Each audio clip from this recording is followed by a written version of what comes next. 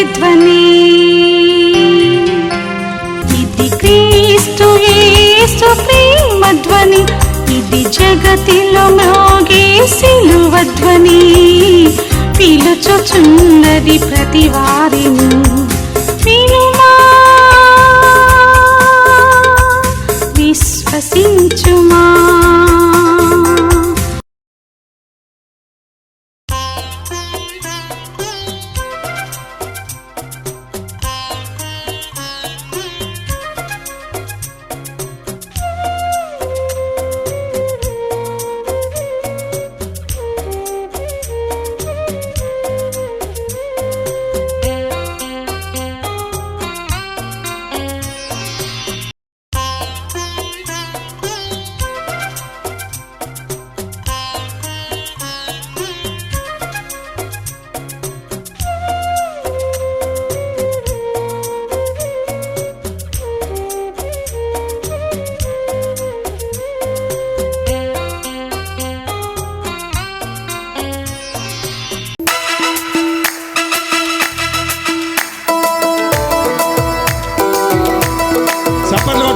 చప్పట్లు కొట్టాలి.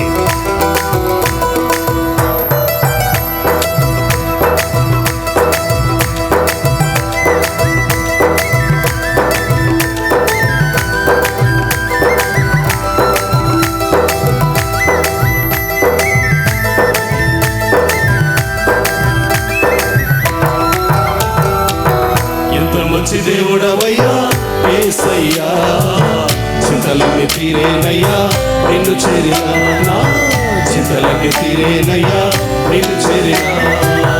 ఎంత మంచి దేవుడవయ్యా యేసయ్యా, చింతలన్నీ తీరేనయ్యా నిన్ను చేరినా, నా చింతలన్నీ తీరేనయ్యా నిన్ను చేరినా.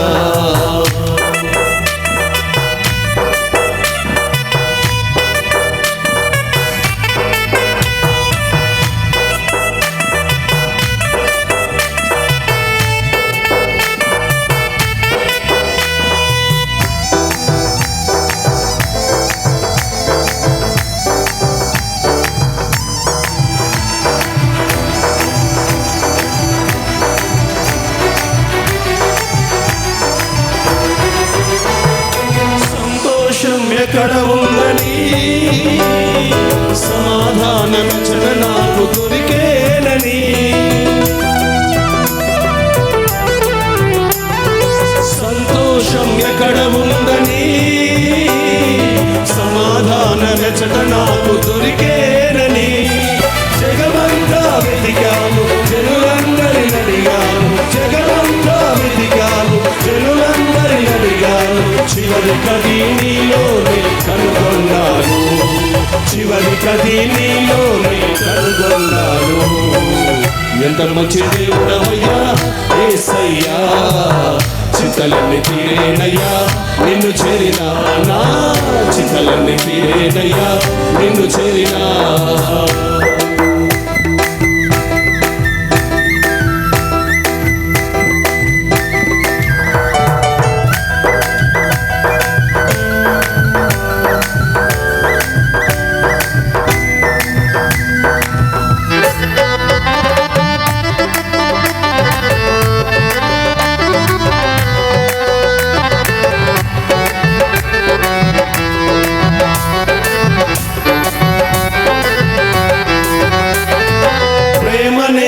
ఎక్కడ ఉందని క్షమానేది అచట నాకు దొరికేనని,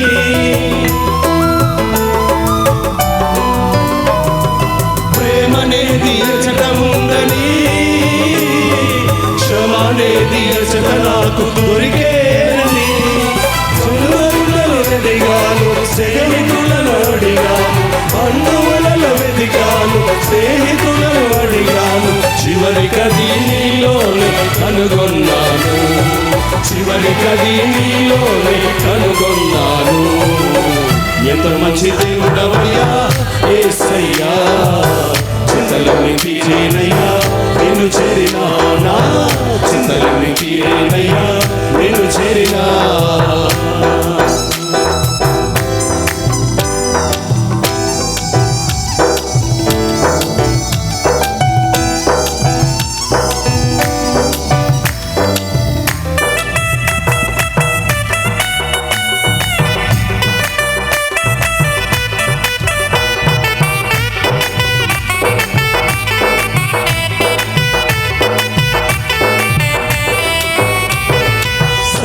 సత్యమనేది ఎచ్చట ఉందని, నిత్య జీవమనేది ఎచ్చట నాకు దొరికేనని.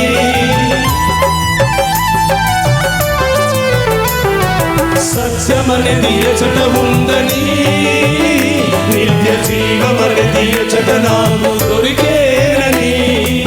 ఎందరిలో మొక్కాను, ఏమేమో చేశాను, ఎందరిలో మొక్కాను, ఏమేమో చేశాను, చివరికది నీలోనే కనుగొన్నాను, చివరికది నీలోనే కనుగొన్నాను. ఎంత మంచి దేవుడవయ్యా యేసయ్యా, చింతలన్నీ తీరేనయ్యా నిన్ను చేరినా, నా చింతలన్నీ తీరేనయ్యా నిన్ను చేరినా.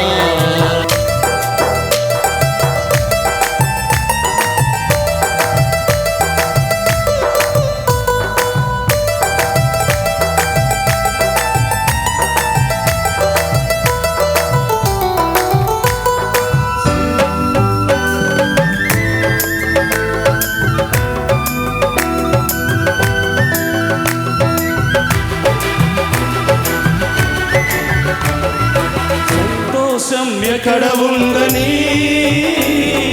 సమాధానం ఎచ్చట నాకు దొరికేనని.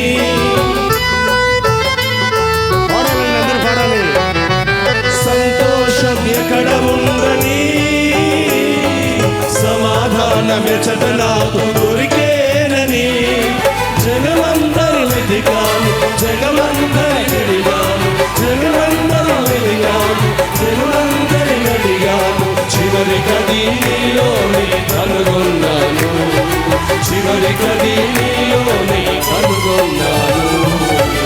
ఎంత మంచి దేవుడవయ్యా యేసయ్యా, చింతలన్నీ తీరేనయ్యా నిన్ను చేరినా, నా చింతలన్నీ తీరేనయ్యా నిన్ను చేరినా. ఎంత మంచి దేవుడవయ్యా యేసయ్యా, చింతలన్నీ తీరేనయ్యా నిన్ను చేరినా, నా చింతలన్నీ తీరేనయ్యా నిన్ను చేరినా, చింతలన్నీ తీరేనయ్యా నిన్ను చేరినా, నా చింతలన్నీ తీరేనయ్యా నిన్ను చేరినా.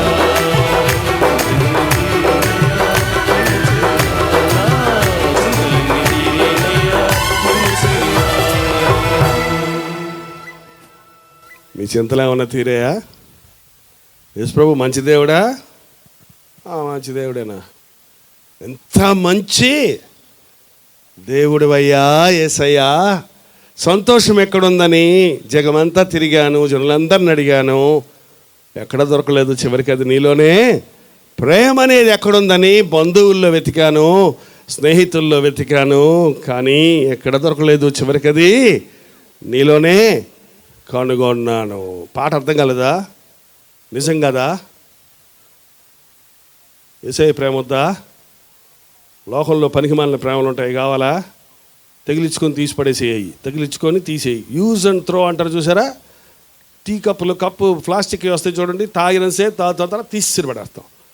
ఈ లోకంలో ప్రేమ అంతే, నిన్ను ఒకళ్ళు వాడుకుంటారు, ఇసిరిపడేస్తారు.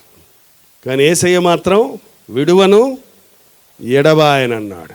లోకంలో ఉన్న సంతోషం అంతా తాత్కాలికమైన సంతోషం, కానీ యేసు ప్రభు ఇచ్చే సంతోషం కడుపులో నుండి జీవజల ధారలు ఊరుతాయి.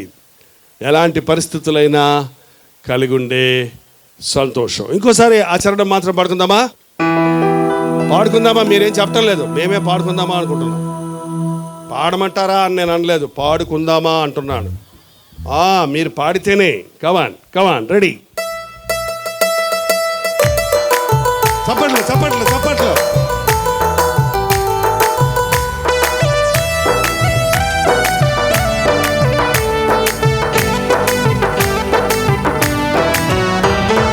సంతోషం ఎక్కడ ఉందని, సమాధానమెచ్చట నాకు దొరికేనని.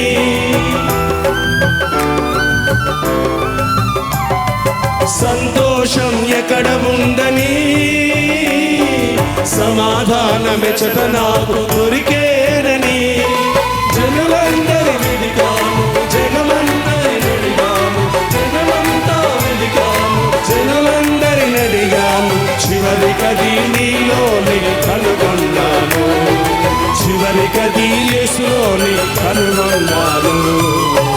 ఎంత మంచి దేవుడవయ్యా యేసయ్యా, చింతలన్నీ తీరేనయ్యా నిన్ను చేరినా, చింతలన్నీ తీరేనయ్యా నిన్ను చేరినా.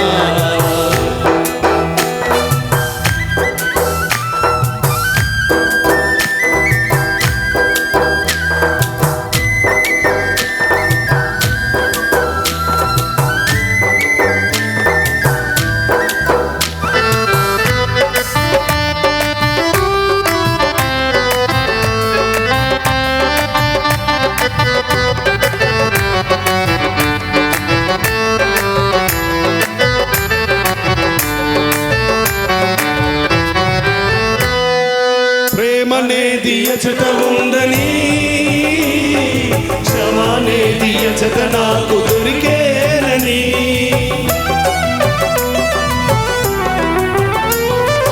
ప్రేమనేది ఎచట ఉందని, క్షమానేది ఎచట నాకు దొరికేనని. బంధువులలో వెతికాను, స్నేహితులను అడిగాను, బంధువులలో వెతికాను, స్నేహితులను అడిగాను, చివరికది నీలోనే కనుగొన్నాను, చివరికది నీలోనే కనుగొన్నాను. ఎంత మంచి దేవుడవయ్యా యేసయ్యా, చింతలన్నీ తీరేనయ్యా నిన్ను చేరినా, నా చింతలన్నీ తీరేనయ్యా నిన్ను చేరినా. ఎంత మంచి దేవుడవయ్యా యేసయ్యా, చింతలన్నీ తీరేనయ్యా నిన్ను చేరినా, నా చింతలన్నీ తీరేనయ్యా నిన్ను చేరినా, నా చింతలన్నీ తీరేనయ్యా నిన్ను చేరినా.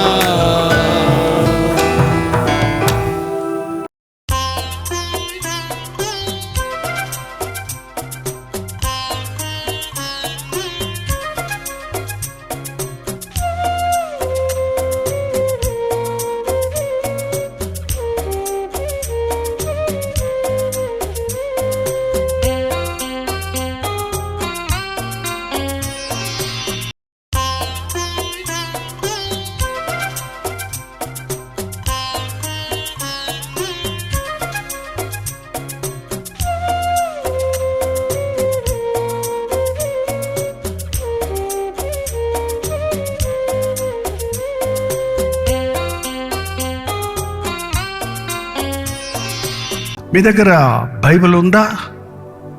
చూపించండి, తెరిచి చూపించండి.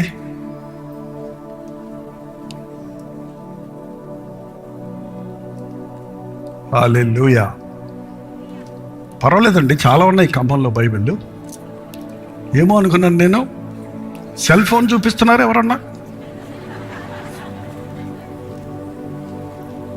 అందరికి ఇప్పుడు దింపండి. Thank you. దింపండి. ఇప్పుడు డిజిటల్ బైబిల్ అలవాటు అయిపోయింది. సెల్ ఫోన్లో కూడా ఆడియో బైబిల్ ఉంది, స్క్రిప్ట్ ఉంది, కరెక్టే కదా? బట్ మీ బైబిల్ మీద ఏం రాసి ఉంది? మీ సెల్ ఫోన్ పరిశుద్ధమైందేనా? అందులో ఇంకేంటేంటో ఉన్నాయి కదా. మీకు అంతగా డిజిటల్ బైబిలే అవసరం అంటే మీరు ప్రింటెడ్ బైబిల్ వద్దనుకుంటే ఒక ప్రత్యేకమైన సెల్ ఫోన్ కొనుక్కోండి, లేకపోతే ఐప్యాడ్ కొనుక్కోండి. బైబిల్ మాత్రం, బైబిల్కి సంబంధించిన బుక్స్ మాత్రం పెట్టుకోండి, దానికి మాత్రమే వాడండి. పనికి మళ్ళీ దానికంతా వాడి మళ్ళీ బైబిల్ కూడా వాడటం వల్ల ప్రయోజనం లేదండి. బైబిల్ చదవండి. రోజు 3 అధ్యాయాలు, ఆదివారం 5 అధ్యాయాలు మీరు చదవగలిగితే ఒక సంవత్సరంలో తీరిగ్గా బైబిల్ చదివి ముగించేయచ్చు. కూర్చొని చదివేస్తే 72 గంటల్లో చదివేయచ్చు చెప్పాలంటే మొత్తం బైబిల్ కంటిన్యూస్గా తిండి తిప్పలు లేకుండా చదివితే.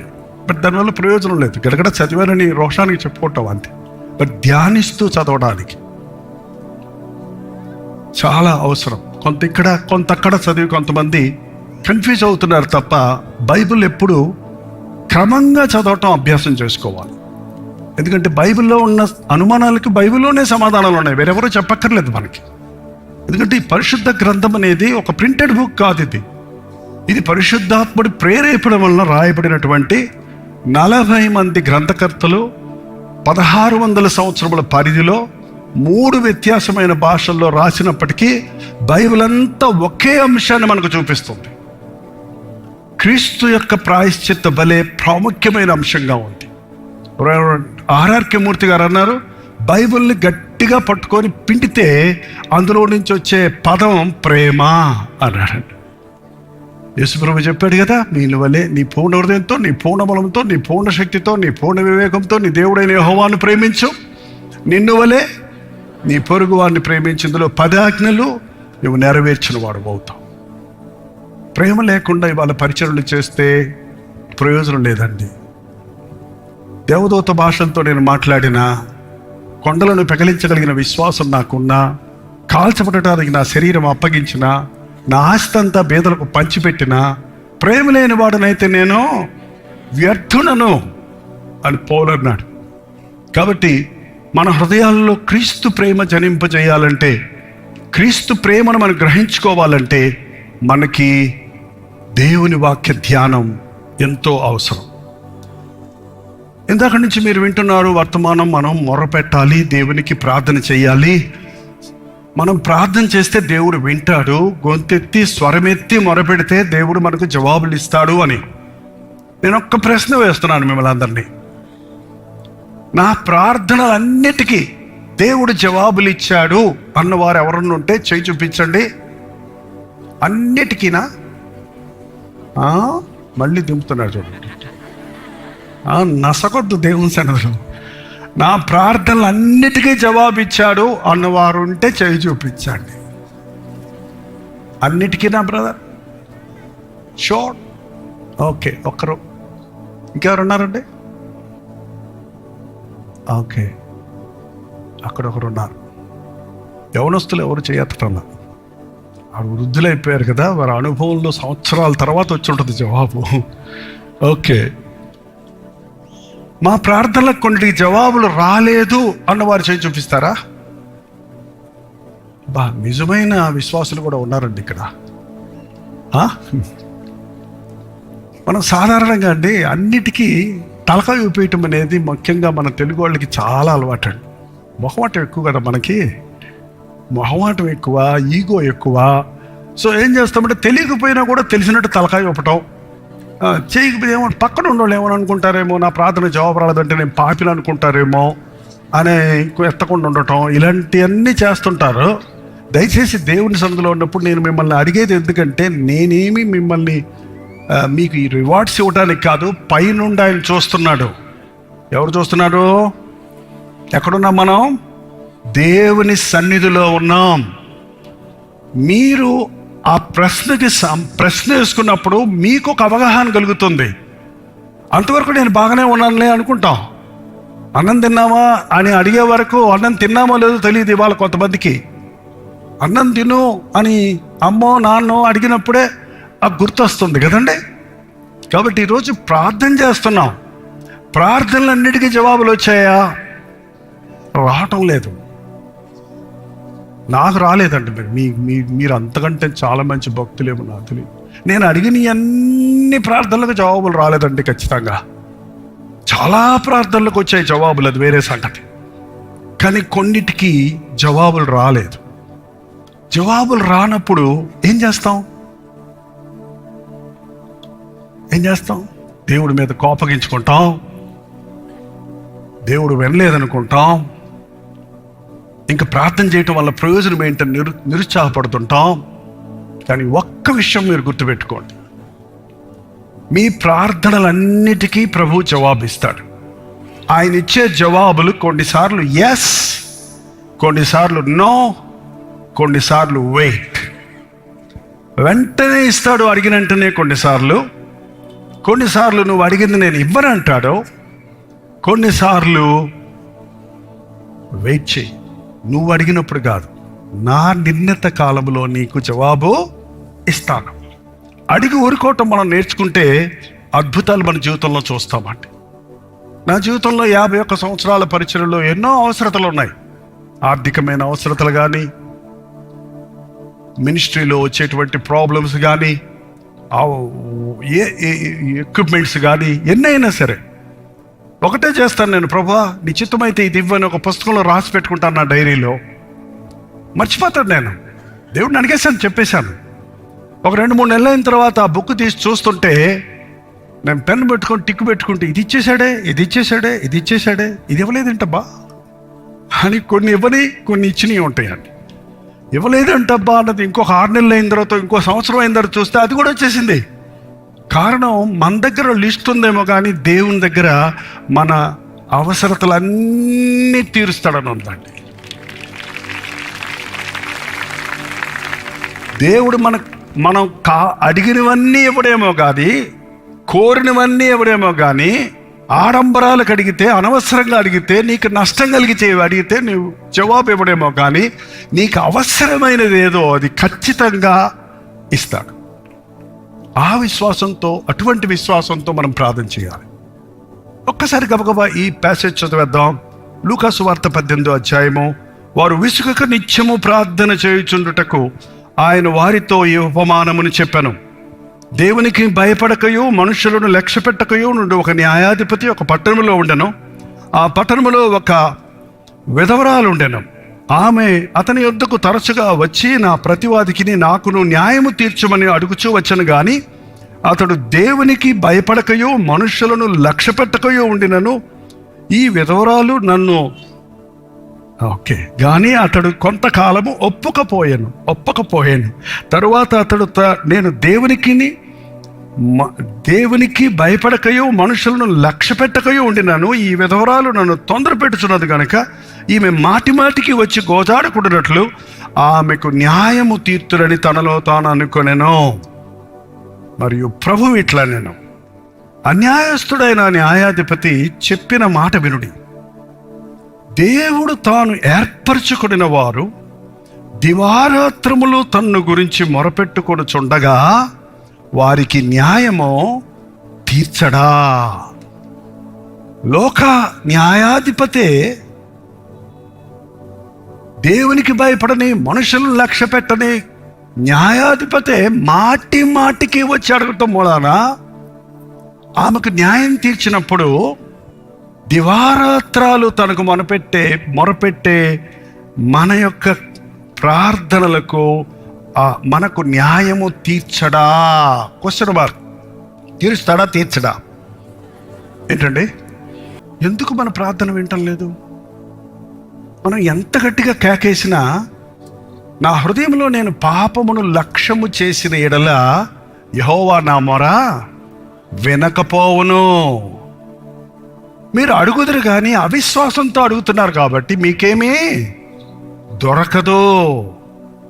సరే, దేవుణ్ణి అడిగేటప్పుడు మనం విశ్వాసంతో అడగాలి. ఎవడైనా కుమారుడు చేపలు అడిగితే రాయిస్తాడా, పామునిస్తాడా? ఏంటంటే మనకెందుకు ఇవ్వడు? కానీ మనం విశ్వాసంతో అడగటం లేదు. దేవుని మీద పూర్ణ విశ్వాసంతో నువ్వు ప్రార్థన చేస్తే దేవుడు నీ ప్రతి అవసరత తీరుస్తాడు. నాకు రోజుకి కొన్ని వేల ప్రార్థనా భారాలు వస్తాయండి. 1 కాదు, 2 కాదు. వాట్సాప్లో మెసేజెస్ వస్తుంటాయి, 2000, 3000.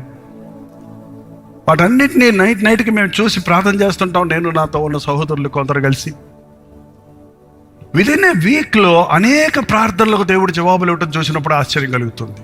కానీ ఆ ప్రార్థన భారాలు చూస్తున్నప్పుడు మనుషుడికి ఎన్ని రకాల కష్టాలు ఉంటాయి, ఎన్ని రకాల కొరతలు ఉంటాయి, ఎన్ని రకాల అవసరతలు ఉంటాయి, ఎన్ని రకాల బాధలు ఉంటాయి, ఎన్ని పోరాటాల్లో మనుషులు ఉన్నారన్నది మాకు బాగా అర్థమవుతుందండి. మాకన్ని బాధలు లేకపోయినా రకరకాల శోధనల్లో, వేదనల్లో ఉన్న యవ్వనస్తులు, స్త్రీలు, పురుషులు, కుటుంబాలు సమస్యలు, కుటుంబ సమస్యలు, ఆర్థిక ఇబ్బందులు, శారీర బలహీనతలు, రకరకాల రోగాలు, ఇన్ని రకాల కొరతలు లోకంలో ఉంటూనే ఉన్నాయి.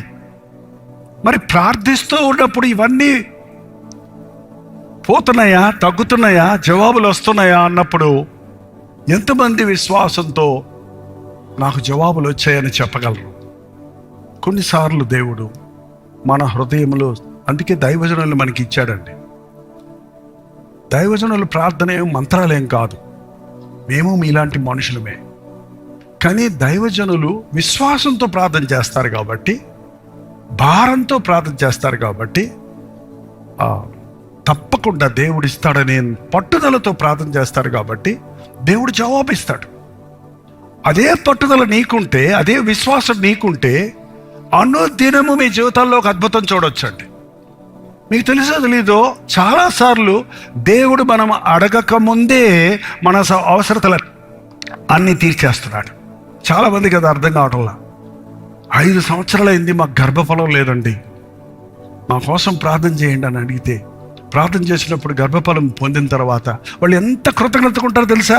దేవుడు మా ప్రార్థనని, అయ్యగారు ప్రార్థన చేసిన దాన్ని బట్టి, నన్ను అడిగిన వాళ్ళకి ఒకటే మాట చెప్తాను, నేను ప్రార్థన చేస్తాను కానీ మీ ఇద్దరు రోజు ప్రార్థన చెయ్యండి. ఆయన రాడండి, ఆయన రాకపోతే ఎట్లా వస్తుందండమ్మా? గర్భఫలం అనేది భార్యాభర్తలు ఇద్దరి విశ్వాసం ఉండాలి, ఇద్దరి సహకారం ఉండాలి, ఇద్దరికీ నమ్మిక ఉండాలి, ఇద్దరు ఏకమనస్కులై ఉండాలి. వారు అంత అద్భుతంగా చివరికి భర్తను సంపాదించుకొని బిడ్డలను సంపాదించుకొని కృతజ్ఞత కలిగి ఉంటున్నారు. మనలో కొంతమందికి అడగక్కర్లేకుండానే 5 పిల్లలు. ఎంతమంది?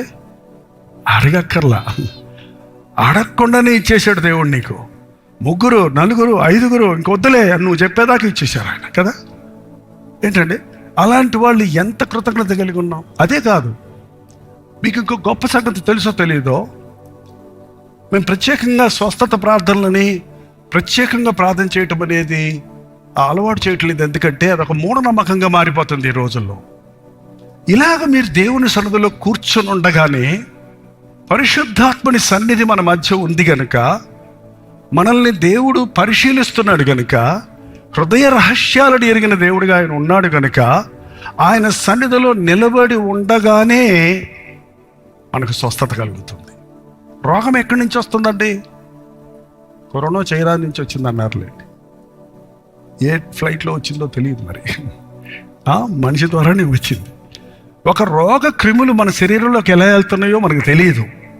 అలాగే అది ఎలా బయటకు వెళ్తుందో కూడా మనం వివరించి చెప్పాల్సిన అవసరం లేదు. యేసు క్రీస్తు ఆయన పొందిన దెబ్బల వలన మనకు స్వస్థత ఉన్నది. మీరు ఇలా దేవుని మందిరంలో దేవుని సన్నిధిలో మనం కూర్చొని ఉండగానే నీ శరీరంలో ఏర్పడేటువంటి బలహీనతలన్నీ, నీ ఎముకల బలహీనత, నీ నరముల బలహీనత, నీ యొక్క మనసులో ఉన్న మానసిక వేదన, నీ యొక్క డిప్రెషన్ నుంచి నీవు విడుదల పొందుతావండి. ఎంతమంది దాన్ని గమనిస్తున్నారో తెలియదు. ఎన్నోసార్లు మనం కృంగిపోయి వస్తాం దేవుని సన్నిధికి, ఎన్నో సమస్యలతో వస్తాం, చికాకుతో వస్తాం. కానీ దేవుని సన్నిధిలో కూర్చుండగానే, దేవుడిని ఆరాధిస్తుండగానే, ప్రసంగం దాకా కూడా వెళ్ళక్కర్లేదండి, పాటలు పాడుతూ ఇందాక చక్కగా పాడారు ఆ పాట చూడండి, నాన్నా నాన్నా అంటే అది గుండెల్లో నుంచి వస్తే పరలోకానికి పోయి ఇంతమంది ఒకేసారి పిలుస్తున్నారు, ఉండండియ్యా అన్నాడేమైనా అక్కడ అనిపించింది నాకు. ఏంటంటే మనకైతే ఒకళ్ళు మాట్లాడితేనే వినగలం, 2 మాట్లాడితే కొంచెం ఉండవయ్యా అంటాం. కానీ దేవుడు ఎంతమంది రాత్రి మగళ్ళు ఎన్ని చోట్ల నుంచి మొరపెట్టినా అన్ని లైన్స్ ఉన్నాయి ఆయనకి చెవుల్లోకి వెళ్తానికి. ఆయన ప్రతి ప్రార్థన ఆలకించగలడు. ఆయన జవాబులు పెండింగ్ ఉండవండి, పెండింగ్ ఫైల్స్ ఉంటాయి అన్ని చోట్ల కూడా. కానీ ఆయన ఏది కూడా కావాలని పక్కన పెట్టడు, చెయ్యలేక పక్కన పెట్టడు. ఇమ్మీడియట్ ఆన్సర్స్ని ఆయన రిలీజ్ చేస్తాడు. ముఖ్యంగా దేవుని సన్నిధిలో దేవుని పరిశుద్ధాత్మని కార్యాలు జరుగుతాయి. అందుకే ఇలాంటి మీటింగులు అండి. ఇదేదో గొప్పలు చెప్పుకోవడానికో కాలక్షేపానికో లేకపోతే అందరూ పెడుతున్నారనో కాదండి. ఇప్పుడు అదే అలవాటు అయిపోయింది అనేకులకి. కానీ దేవుని సన్నిధి మీరందరూ ఏకముగా కూడొచ్చినప్పుడు నేను దిగొస్తాను పరలోకము నుండి. 100 స్థలాల్లో ఇలాంటి మీటింగులు జరిపించడం జరిగిందండి. 100 స్థలాల్లో జరిగినాయి. పరలోకం భూలోకానికి దిగి రావాలి అని ప్రార్థన చేసేవాళ్ళం. 2008 నుంచి 2016 వరకు 100 మీటింగులు జరిగాయి. ఆ మీటింగ్స్లో వాళ్ళు పొందిన మేలులు స్వస్థతల గురించి అప్పుడు ఎవరు చెప్పలేదు. కానీ 10 సంవత్సరాలు అయిన తర్వాత, 5 సంవత్సరాలు అయిన తర్వాత ఆ మీటింగ్లో నేను కూర్చున్నప్పుడు నాకు క్యాన్సర్ పోయింది. ఆ మీటింగ్లో నేను కూర్చున్నప్పుడు నా భర్తకు విడాకులు అప్లై చేసి వచ్చి మీటింగ్లో కూర్చున్నాను. వాక్యం విన్న తర్వాత నాకు దడ పుట్టింది. భార్యను విడిచి మరొకతను వివాహం చేసుకునేవాడు వ్యభిచారం చేయుచున్నారు, విడవబడిన దానిని వివాహం చేసుకునేవాడు వ్యభిచారం చేయుచున్నారు అన్న మాట వినగానే ఆమె పరిగెత్తుకుంటూ వెళ్ళి గోదావరిఖనిలో జరిగిన మీటింగ్ అండి, నిజంగా జరిగింది ఇది. గోదావరిఖని నుంచి వరంగల్ పరిగెత్తుకుంటూ వెళ్ళి కేసు వాపస్ తీసుకొని తన భర్తతో సమాధానపడి మాకు ఫోన్ చేశారు. గోదావరిఖనిలో మీటింగ్ వచ్చానండి, నేను మార్మల్స్ పొందానండి, నా భర్త మీద కేసు పెట్టి తీసుకున్నాను. అమ్మ మరి ఎక్కడున్నాడు ఆయన?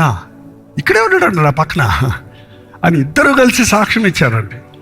ఒక కోర్టు గంటలు రోజులు వాయిదాలు వేసి తీర్చలేని సమస్యను దేవుని సన్నిధిలో ఉన్నప్పుడు దేవుని వాక్యం కట్ చేసి పడేస్తుంది, అంతే తేల్చి పడేస్తుంది. అటు ఇటు హృదయాన్ని కఠినపరుచుకునే వాళ్ళు చాలామంది ఉన్నారు. అలాంటి వర్తమానాలు విన్నా కూడా దేవుని వాక్యాన్ని వెనక్కుతో చేసినప్పుడు నీవు కఠినుడు అయిపోతావు, భ్రష్టుడు అయిపోతావు. నాకు చాలా భయం ఆ మాట బైబిల్లో. భ్రష్టుడు అంటే నీకు ఇష్టం వచ్చిన దాన్ని పట్టుకొని నేను ఇది వదలను, నేను ఇదే చేస్తాను, ఎవడు చెప్పినా విన్నో, దేవుడు చెప్పినా విన్నో, మళ్ళీ చేస్తాను అన్నవాడు భ్రష్టుడు అయిపోతాడండి. వాడికి ఇంకా రక్షణ మార్గం లేదు. ఏసావు వంటి భ్రష్టుడు ఎవడైనా ఉంటాడేమో, జాగ్రత్తగా చూసుకోండి. యోధా ఇస్కరియోతు ప్రభు దగ్గరే ఉన్నాడు. మనస్సాక్షి గద్దించదా? ఆయన మాటలు విన్నాడు, ఆయన పరిచయం చూశాడు, ఆయన ప్రేమను అనుభవించాడు, ఆయన అద్భుతాలు చూశాడు. ఆయనే చెప్పాడు, మీలో ఒకరు నన్ను అప్పగిస్తున్నారని నేరుగా చెప్పాడు. నేనే ప్రభు అని ఉంటే పోయి ఉండేది. హృదయాన్ని కఠినపరుచుకున్నాడు. ఈ రోజున అనేక మంది క్రైస్తవులు అనబడిన వారికి ఇటువంటి పరిస్థితుల్లో ఉన్నాయండి. విని దేవుని వాక్యాన్ని హృదయాన్ని కఠినపరిచేసుకుంటున్నారు. ప్రతిసారి దేవుని సన్నిధిలో మనం తెరచిన హృదయాలతో కూర్చుంటే ప్రతిరోజు దేవుడు మాట్లాడతాడండి. ప్రతిరోజు దేవుడు నీతో మాట్లాడతాడు. ప్రతిరోజు నీ మొరలు ఆయన ఆలకిస్తాడు. ఒక స్పెషల్ మీటింగ్లోనే కాదు, ప్రతిరోజు దేవుడు మనల్ని కోరుకుందే ఆయనతో మనం సహవాసం చేయటానికి. ఆదాము అవ్వల్ని ఆయన ఎందుకు సృష్టించుకున్నాడు? బొమ్మల్లా అక్కడ కూర్చోబెడతారు కనుకున్నారా? కాదు, మన ఆకారంలో మన స్వరూపంలో చేసుకుందామని వారి కొరకు సృష్టినంతా చేసి ఏదేరు తోటలు ఏర్పాటు చేసి వృక్షాలు, ఫలాలు, పక్షులు, ఎన్ని రకాలు సర్వము మానవులమైన మనకే చేశాడు. అన్నిటినీ చేసి వారితో చల్లపూట వేళ వచ్చి కూర్చుని సహవాసం చేసేవారు సందేహానికి చోటు ఇచ్చారు. ఇది నిజమా అని అడిగింది సాతాను వచ్చి. ఏమడిగిందండి? ఇది అట్టుంటే మీకు కనపడుతుందన్న చెయ్యి. క్వశ్చన్ మార్క్ అండి. ఇదేంటిది? ప్రశ్నార్థం. ప్రశ్న, ఇది నిజమా? ఈ పండు తినొద్దన్నాడా? అవును, మేము తినం. ఉండు, నా భర్తను అడిగి వస్తా, ఆదాముని అడిగి వస్తా, ఉండు. ఆదామా ఎక్కడున్నావురా? ఇదేదో వచ్చి అడుగుతుంది నన్ను ఏదో ప్రశ్న అని చెప్పొచ్చు కదా. ఈమె సమాధానం చెప్పింది. ఏంటంటే మీరు దేవుళ్ళలాగా అయిపోతారు అని చెప్పినప్పుడు దేవుడు మాకు ఏది బిగపట్టలేదండి. దేవుడు అన్నీ ఇచ్చాడండి. ఇదెందుకు ఈ పక్కదారి మాకు అక్కర్లేదు. ఎవరు అలాగే ఉన్నారండి వాళ్ళు చాలామంది. దేవుడు అన్నీ ఇస్తాడని నమ్మకం లేనివాడే లోకంలో వాటి కోసం ఆశపడతాడు, కకృతి పడతాడు, పక్కదారులు పడతాడు, దొడ్డుదారులు పడతాడు, దొంగదారులు పడుతున్నారు. ఏదో విధంగా గొప్పవాడిని అవుదాం షార్ట్కట్లో అని ఆలోచించే వాళ్ళే ఉన్నారు. కానీ నా దేవుడు నన్ను హెచ్చిస్తే ఎవ్వడు నన్ను అణిచివేయలేడు. ఇంకొక వచనం చూసుకుందాం, చూడండి. యెషయా గ్రంథం 65వ అధ్యాయం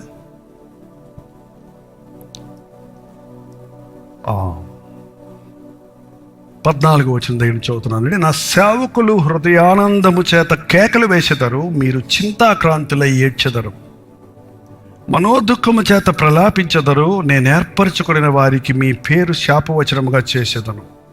ప్రభువు యెహోవా నిన్ను హతము చేయును, ఆయన తన సేవకులకు వేరొక పేరు పెట్టును. 16వ వచనం ముఖ్యంగా చదువుతున్నాను వినండి. దేశములో తనకు ఆశీర్వాదము కలగవలనని కోరువాడు, అందరూ చెప్పండి నాతో పాటు, దేశములో అతనికి ఆశీర్వాదము కావాలనని కోరువాడు నమ్మదగిన దేవుడు తనను ఆశీర్వదించవలనని కోరుకొనును. ఆశీర్వాదము కలుగవలనని కోరుకునేవాడు నమ్మదగిన దేవుడు నన్ను ఆశీర్వదించునని నమ్ముతాడు. ఎప్పుడు కూడా గుర్తుపెట్టుకోండి, రికమెండేషన్ల వల్ల, లంచాల వల్ల, పొగడ్తల వల్ల, జిమిక్స్ ఉపయోగించటం వల్ల మనం ప్రబలం అవ్వాలని, గొప్పవారం అవ్వాలని ఆశపడే మానవ జాతిని మనం చూస్తున్నాం. రాజకీయాల్లో చూస్తున్నాం, ఈరోజు క్రైస్తవ లోకంలో కూడా చూస్తున్నాం. చాలా విచారకరమైన విషయం అది. దేవుడు తగిన సమయమందు నిన్ను హెచ్చించినట్లు ఆయన బలిష్టమైన చేతి కింద అణిగి ఉండు. నువ్వు నిజమైన ఆశీర్వాదం పొందాలంటే దేవుడు ఆశీర్వదించాలి నన్ను. లోకమంతా నన్ను చీదరించిన, లోకమంతా నన్ను ద్వేషించిన, నా ప్రభు చిత్తమే నేను చేస్తానన్నాడు డేవిడ్ బ్రైనార్డ్ అనే మిషనరీ. లోకమంతా నా మీద తిరగబడినా సరే నేను నా దేవుని పనిని ఆపను అని ఆనాటి మిషనరీలు శ్రమలు సహించి, నిందలు సహించి, సిలువెత్తుకొని ప్రభువుని వెంబడించి దేశాలకే దీవెనకరంగా మారారు. వారు ఈ లోకాన్ని విడిచిపెట్టిన తర్వాత కూడా, ఇన్ని శతాబ్దాల తర్వాత కూడా వారి జీవితాల ప్రభావితం ఎంత గొప్పదో గుర్తు చేసుకుంటున్నామండి. దేవుడు నిన్ను ఆశీర్వదిస్తే అది నిజమైన ఆశీర్వాదం. మరి ఎందుకు దేవుడు మనకు జవాబు ఇవ్వడం? 12వ వచనం చదువుతున్నాను వినండి. అక్కడే యెషయా గ్రంథం 65:12. నేను పిలువగా మీరు ఉత్తరం ఇయ్యలేదు, నేను మాటలాడగా మీరు ఆలకింపలేదు, నా దృష్టికి చెడ్డదైన దాన్ని చేసి తిరిగి నాకు ఇష్టము కాని దాన్ని కోరిరి. ఎందుకు జవాబు రాదట? మనకు కావలసినప్పుడు దేవుణ్ణి అడుగుతున్నాం, ఆయన పిలిచినప్పుడు మనం సమాధానం ఇవ్వటంలా. నన్ను ఘనపరచు వారిని నేను ఘనపరుస్తానన్నాడు ప్రభు. నువ్వు ప్రభువును నిర్లక్ష్య పెట్టి నువ్వు నీ ఇష్టానుసారంగా జీవించి నీకు దిక్కు లేనప్పుడు, వేరే గతి లేనప్పుడు, అప్పుడు వచ్చి దేవుని దగ్గర అడిగితే మానవ ప్రయత్నాలన్నీ చేసేసుకొని తర్వాత దేవా నువ్వే దిక్కు అంటే ఎలా దేవుడు కృప చూపిస్తాడండి? నాకు ఇష్టం లేదని ఇంకొక రెండో మాట ఏమందంటే, మీరు ఆలకింపక నా దృష్టికి చెడ్డదారిని చేసి తరి. కాదండి, దేవుడు చెడుగుని ఆశీర్వదించలేడండి. ఒక ఆయన వచ్చాడు ఇలాగ మీటింగ్స్ అప్పుడు, అటు దగ్గరకు వచ్చి ప్రార్థన చేయించుకునేవారు. ఆయన జేబులో సిగరెట్ పెట్టి ఇంకేంటంటో ఉన్నాయి. ప్రార్థన చేయండి, నన్ను ఆశీర్వదించండి, ప్రార్థన చేయమన్నా ఆశీర్వదించండి అన్నాడు ఆయన. ఏంటండి బాబు, నిన్ను ఆశీర్వదిస్తాను, నీ సిగరెట్ పెట్టిన ఆశీర్వదించలేనయ్యా. నీ సిగరెట్ పెట్టిన ఆశీర్వదిస్తే నువ్వు కొనుక్కోకుండా నీ సిగరెట్లు వస్తాయి, నీకు ముందు తీసేయి. నువ్వు సిగరెట్లు మాని నీ హృదయాన్ని దేవునికి అప్పుడు నీకు ఆశీర్వాదం ఆటోమేటిక్గా వస్తుంది. ఏం ప్రార్థన చేయాల్సిన అవసరం కూడా లేదు. చాలామంది ప్రార్థన భారాల్లో కూడా కొన్నిసార్లు కొంతమంది పెట్టే భారాలు వింటున్నప్పుడు చాలా బాధ కలుగుద్దండి. మా అత్తగారి గోల ఎక్కువైపోయిందండి, ఆమె పోయేటట్టు చేయండి. ఊరికి పోయేటట్టో చచ్చిపోయేటట్టో నాకు అర్థం కాల, మొత్తానికి ఏదో ఒకటి. ఏంటండి, నువ్వు ఇట్లాంటి ప్రార్థనలు అడిగి జవాబు మీకు 1000 రూపాయలు పంపిస్తాం కానుక, 10,000 ఇస్తాం చందా అంటే సరిపోద్దండి? వెంట దేవుడు అలాంటి ప్రార్థనలు. కానీ మనుషులు అంత మూఢనమ్మకాలతో ఈ లోకంలో ఉండడం చూస్తున్నామండి. ఒక ఆయన చెప్పాడు, నా భార్య 2,30,000 ఎంతో తీసుకెళ్ళి 29 రూపాయలతో తిరిగి వచ్చిందండి. ఏంటి అని అడిగితే, ఆ చేతబడి శక్తులు చేసే వాళ్ళకి ఆ డబ్బులు ఇచ్చి నేను ఆమెను చంపేస్తానని భయమంట, నా భర్త నన్ను చంపకుండా చేయండి అని ఆమెకు డబ్బులు ఇచ్చి వచ్చిందంట. భర్త డబ్బులే ఉంటాయి, ఇంకెవరి డబ్బులు? ఇలాగున్నాయి భక్తి, ఇలాగుంది మూఢ విశ్వాసాలు. యేసు ప్రభువు నామములో దెయ్యాల నుంచి విడుదల, దురాత్మల నుంచి విడుదల, శారీర స్వస్థతలు. ఈ రోజున శరీర రోగాల కంటే, ఒకప్పుడు అంటే నేను యవనస్తుడిగా ఉన్నప్పుడు ప్రసంగం చేసినప్పుడు అంతే, కత్తులు రాళ్ళు విసిరినట్టు విసిరేవాడు. ఒరే గర్విష్ఠుడా, తాగుబోతా, దుర్మార్గుడా, వ్యభిచారి అట్టగా చేసేవాడు. ఆ తర్వాత కొంచెం రోజులు అర్థమైంది, వాడు వ్యభిచారం చేసి వచ్చి నెత్తంతా పాడు చేసుకొని దాని బాధ ఏంటో, దాని పర్యవేక్షణం ఏంటో, దాని వల్ల వచ్చిన రోగాలు ఏంటో తెలుసుకొని వచ్చి కూర్చున్నాడు అక్కడ. ఇంకా వాడు ఏడ్చేవాడి మీద మళ్ళీ ఒకరు సుత్తేస్తే ఏమవుతాడు? ఈ రోజుల్లో మనుషులు చెప్పక్కర్లేదండి, పాపం వల్ల ఏ జీతం వస్తుందో, ఏ బాధ వస్తుందో వాళ్ళు అనుభవిస్తూనే ఉన్నారు. నీ శరీరంలో రోగానికి కారణం ఏంటో నీకు తెలుసు, నీకు మనశ్శాంతి లేకపోవడానికి కారణం ఏంటో నీకు బాగా తెలుసు. ముఖ్యంగా చర్చకు వచ్చేవాళ్ళు క్రైస్తవులైతే, నీకు కావలసింది ప్రభు యొక్క కృప, నీకు కావలసింది ప్రభు యొక్క ప్రేమ, నీ కొరకు ఆయన చేసినటువంటి యాగం. నలుగురు మనుషులు కూర్చుంటే నువ్వు బాగున్నావంటే ముగ్గురు నీ పక్కన ఉన్న వాళ్ళు డిప్రెషన్లో ఉన్నారంటండి. అలా లెక్కలు కట్టారు. ఆ రేషియోలో పోతుంది ఇప్పుడు. ఏంటది? మానసికమైన బాధ. చాలాసార్లు మిమ్మల్ని చెయ్యెత్తమంటే మీరు అందరూ ఎత్తడం లేదు కాబట్టి నేను చెయ్యెత్తమంటే కానీ ఎందుకు వచ్చింది బతుకు, ఎవరున్నారు నాకు, ఏం చేశాను అని ఎప్పుడన్నా అనుకున్నారా? చెయ్యెత్తండి, పని పోయింది. ఒక్కసారి అంటే ఎప్పుడన్నా అని ఏదన్నా ముక్కింది అనుకున్న వాళ్ళు ఉన్నారా? ఒక ఆయన ధైర్యంగా చేయట్టారు. Thank you brother. చాలామంది ఉన్నారు, అందరూ అనుకున్నారు, వేరేం లేదు. మనకి కృంగిన సమయాలలో సహాయం చేసేవాడు మన ప్రభు. మన కృంగుదల ఎవరికి తెలియదండి. మన కృంగిన సమయాల్లో మనకి లోకస్తులకు తెలిస్తే మనల్ని కృంగదీస్తారు, ఇంకా మనల్ని ఇంకా తోసేస్తారు వాళ్ళు. కానీ ఆ సమయాలలో కృంగిన వారిని లేవనెత్తడానికి ఆయన వచ్చాడు, పడిన వారిని లేవనెత్తడానికి ఆయన వచ్చాడు. నేను పాపులను వెదకి రక్షించడానికి వచ్చాను, ఆరోగ్యవంతుల కొరకు నేను రాలేదు కదండి. ఇలాంటి సభల్లో ఉన్న వాళ్ళందరూ పరిశుద్ధులు అని అనుకుంటే సరిపోద్దా? చప్పట్లు కొట్టారు కాబట్టి పరిశుద్ధులా? హల్లెలూయా అని అడిచారు కాబట్టి పరిశుద్ధులా? బైబిల్ పట్టుకొని వచ్చాం కాబట్టి పరిశుద్ధులమా? చాలా ఉన్నాయి మీ అంతరంగాల్లో. మీ అంతరంగాల్లో ఉన్న పోరాటాలు, బలహీనతలు, సమస్యలు, చిక్కులు ఎన్నున్నాయో ఒక సేవకుడికి తెలియదు, కానీ దేవునికి సమస్తము తెలుసు. నిన్ను ఎందుకు తీసుకొచ్చాడంటే ఇక్కడికి నిన్ను ఖండించి పంపించడానికి కాదు, నిన్ను బాగు చేసి పంపించడానికి. ఆయన గాయం చేస్తాడు, కానీ కట్టేవాడు ఎవరో తెలుసా? ఆయనే గాయాన్ని. అది దావీదు బాగా తెలుసుకున్నాడు, తన జీవితంలో బాగా తెలుసుకున్నాడు. నేను మనుషుల చేతుల్లో పడటం కంటే దేవుడి చేతుల్లోనే పడటం మేలు. ఆయన నన్ను దండించినప్పటికీ ఆయన నన్ను కనికరిస్తాడు. ఆయన చేతుల్లో గాయం చేసినప్పటికీ ఆయన నా గాయాలు మాన్పుతాడు. ఇవాళ మనుషుడికి ఆదరణ కావాలి అని వెతుకుతున్నారండి. ఈ రోజుల్లో చూడండి, సంతోషం అనేది కనపడటం లేదు మనుషుడికి. ఎందుకు లేదండి? పక్కపక్క ఈకేకలు ఆడుతుంటారంటారు. చాలా సెలబ్రిటీస్ అనే వాళ్ళ యొక్క ఎండ్ చూస్తే వాళ్ళకి మైకేల్ జాక్సన్ అనే అతను, మేము యూఎస్ఏ మీటింగ్కి వెళ్ళినప్పుడు అప్పుడే చనిపోయాడు ఆయన. మేము మీటింగ్ తీసుకెళ్తున్నప్పుడు ఆయన చూపించారు, ఇదంతా ఆయనదేనండి, ఇంత ఇంత పొలం ఉంది, ఇంత ఎకరాలు ఆస్తుంది, ఇంత పేరుంది, ఇంత పొగడుతుంది. మరి ఏమైంది? ఆయన ఒక ఇంటర్వ్యూలో చెప్పాడంటే అతను, ఏంటండి మీకు అన్నీ ఉన్నాయి కదా, ఏంటి కొరత? ఐఎమ్ ఫీలింగ్ లోన్లీ, నేను ఒంటరితనాన్ని అనుభవిస్తున్నాను, దానికోసం డ్రగ్స్ తీసుకోవడం మొదలుపెట్టాడు. మనుషుడికి లోకంలో కలిపే సంతోషం చూసి సంబరపడుతున్నాడే కానీ, తాత్కాలికమైనటువంటి రిలీఫ్ కోసం వెతుకుతున్నాడే కానీ, దేవుడు నీ అంతరంగంలో నుంచి నీకు సంతోషాన్ని ఇస్తాడు. హ్యాపీనెస్ అంటే హ్యాపీనెస్తో వచ్చేదండి. అందరూ మనల్ని పొగిడినప్పుడు, మనకి అన్నీ ఉన్నప్పుడు, ఏ బాధ లేనప్పుడు మనం సంతోషంగా ఉంటాం. That is because of the happenings చుట్టూ ఉన్న పరిసర ప్రాంతాలను బట్టి. కానీ జాయ్ అనేది హృదయంలో నుంచి వచ్చేది. అది ఎట్లా ఉన్నా, ఎవరేమన్నా, ఎట్లేమో జరిగినా నీ హృదయంలో ఎవడో తీసివేయలేని సంతోషం ఉంటుంది. యేసుప్రభు సిలువకి వెళ్ళే ముందు చెప్పాడు, నా సంతోషం మీకు ఇచ్చి వెళ్తున్నాను, నా సమాధానం మీకు ఇచ్చి వెళ్తున్నాను. ఆయన కొద్దిసేపట్లో సిలువ వేయబడుతున్నాడని తెలుసు, శీలలు కొడతారని తెలుసు, అవమానపరుస్తారని తెలుసు, నిందలు పెడతారని తెలుసు, ఆయన మరణించాలని తెలుసు. కానీ ఆయనకి ఇంకా కూడా మనసులో నెమ్మది ఉన్నది. అది దేవుడిచ్చే సమాధానం. ఈరోజు ఆ సమాధానాన్ని మీకు ఇవ్వాలని దేవుడు ఆశిస్తున్నాడు. మీరు డాక్టర్ దగ్గరికి వెళ్తే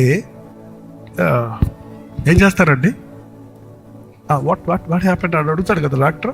అంటే ఏం లేదండి, వచ్చాను ఊరికి చూడడానికి. అంటే చూడటానికి వచ్చావా? పోయితే పో అంటాడు. ఏమైంది అంటే, ఏమైందో మీరు చెప్పుకోండి. దండ చెప్పండి, దండ. మీరు డాక్టర్ కదా, మీరు ఎందుకున్నారు ఇక్కడ?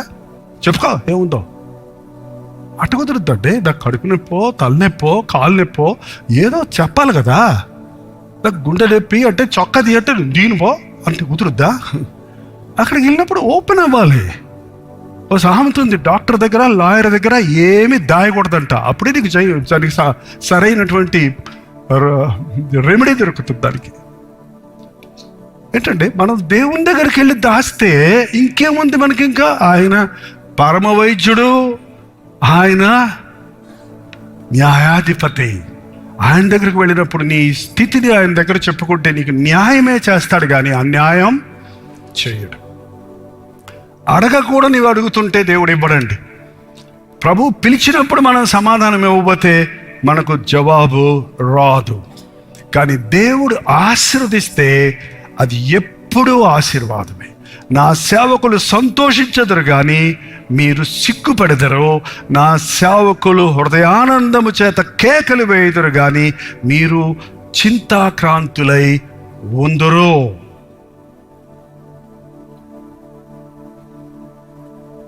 నేను ఎవరో అంటూ విన్నాను, సేవకులు మాత్రం గొప్పవాళ్ళు అవుతున్నారండి, విశ్వాసులు గొప్పవాళ్ళు అవట్లేదేంటి అని అడుగుతున్నాడు. నిజమేనా? మీకు కూడా ఉందా ఈ అనుమానం? సేవకులు మాత్రం స్టేజ్ ఎక్కుతాడు, సూట్ వేస్తాడు, మేము ఎప్పుడు ఇంతేనా? వేసుకోండి సూట్ ఎట్లా ఉంటుందో తెలుస్తుంది. ఏంటండి, సమ్మర్లో వేసుకుంటే నా సూట్లన్నీ చెమటతో తడిసిపోయినాయి, వర్షంలో తడిసిపోయినాయి, సూట్లు తడిసిపోయినాయి, అది వేరే సంగతి. ఇది నలుగురికి కనపడటానికి కొంచెం స్ట్రక్చర్ కనపడటం కోసం ఒక లాయర్ గారు నల్లకోట వేసుకుంటారు, డాక్టర్ గారు స్టెథోస్కోప్ వేసుకుంటారు, పాస్టర్ గారు ఒక డిగ్నిటీ కోసం వేసుకుంటారు.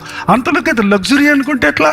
వెనకాల పడే శ్రమ ఎంత ఉంది, స్టేజ్ దిగిన తర్వాత చేసే ప్రార్థనలు ఎంత ఉన్నాయి, పడే ప్రయాస ఎంత ఉంది. ఒక పరిచయను, ఒక మీటింగ్ని ఇలా అరేంజ్ చేయాలంటే రాజ్ ప్రకాష్ రాత్రింబగలు 2ంటికి 3ంటికి 4ంటికి నేను మాట్లాడుతూ ఉంటాను. ఇంకా పనులు చేస్తున్నాను, చూపించేందుకు లైట్లు కడుతున్నాను, టీం అందరు కలిసి పని చేస్తున్నారు, అది కనపడదు ఇవాళ. అది కాక ఇంకొకటి నేను అడిగేది ఏంటంటే, నిజంగా విశ్వాసులు ఆశీర్వదించబడటం లేదా? మాట్లాడటం. ఈ సంవత్సరం మా జీవితాల్లో ఇల్లు కట్టుకున్నామండి అన్న వాళ్ళు చేయి చూపించండి. ఈ సంవత్సరం కాదు, పాండమిక్ తర్వాత ఎవరు కట్టలేదులేండి. మేము సొంత ఇల్లు, అద్దింట్లో ఉండేవాళ్ళం, సొంత ఇల్లు కొనుక్కున్నాం అన్న వాళ్ళు చేయి చూపించండి. హల్లెలూయా. ఇంకా హల్లెలూయా. మిగిలిన వాళ్ళందరికీ కొత్త ఇల్లు ఇచ్చును గాక, ఇక్కడ కాకపోతే పరలోకంలో ఇచ్చును గాక. నేను ఇంకా అద్దింట్లోనే ఉంటున్నాను, నా పిల్లలు అద్దింట్లోనే ఉంటున్నారు. మీకు తెలుసో తెలియదు, మాకు ప్రాపర్టీస్ లేవు, అద్దింట్లోనే ఉంటున్నాం. ప్రభు వచ్చాడు అనుకోండి, సొంత ఇల్లు ఉన్నా అద్దింట్లో ఉన్నా ఏం చేస్తాం? ప్రభా ఇప్పుడే సొంత ఇల్లు కట్టుకున్నాను ప్రభు, వచ్చే సంవత్సరం వస్తానని చెప్తావా? కుదరదు. మన ఇల్లు అదండి, పరలోకమే మన నివాసం, నిరంతరమైన నివాసం. మంచిది, దేవుడు ఒక మంచి ఇల్లు ఇస్తే నువ్వు సమాధానంగా కుటుంబ ప్రార్థనతో కుటుంబంతో సంతోషించడానికి మంచిది. ఇవ్వకపోతే దిగులు పడొద్దు. పక్కోళ్ళకు చూసి అప్పులు చేసి అవస్థలు పడి ఉన్న స్థలాలు కూడా పోగొట్టుకుంటున్నారు చాలామంది.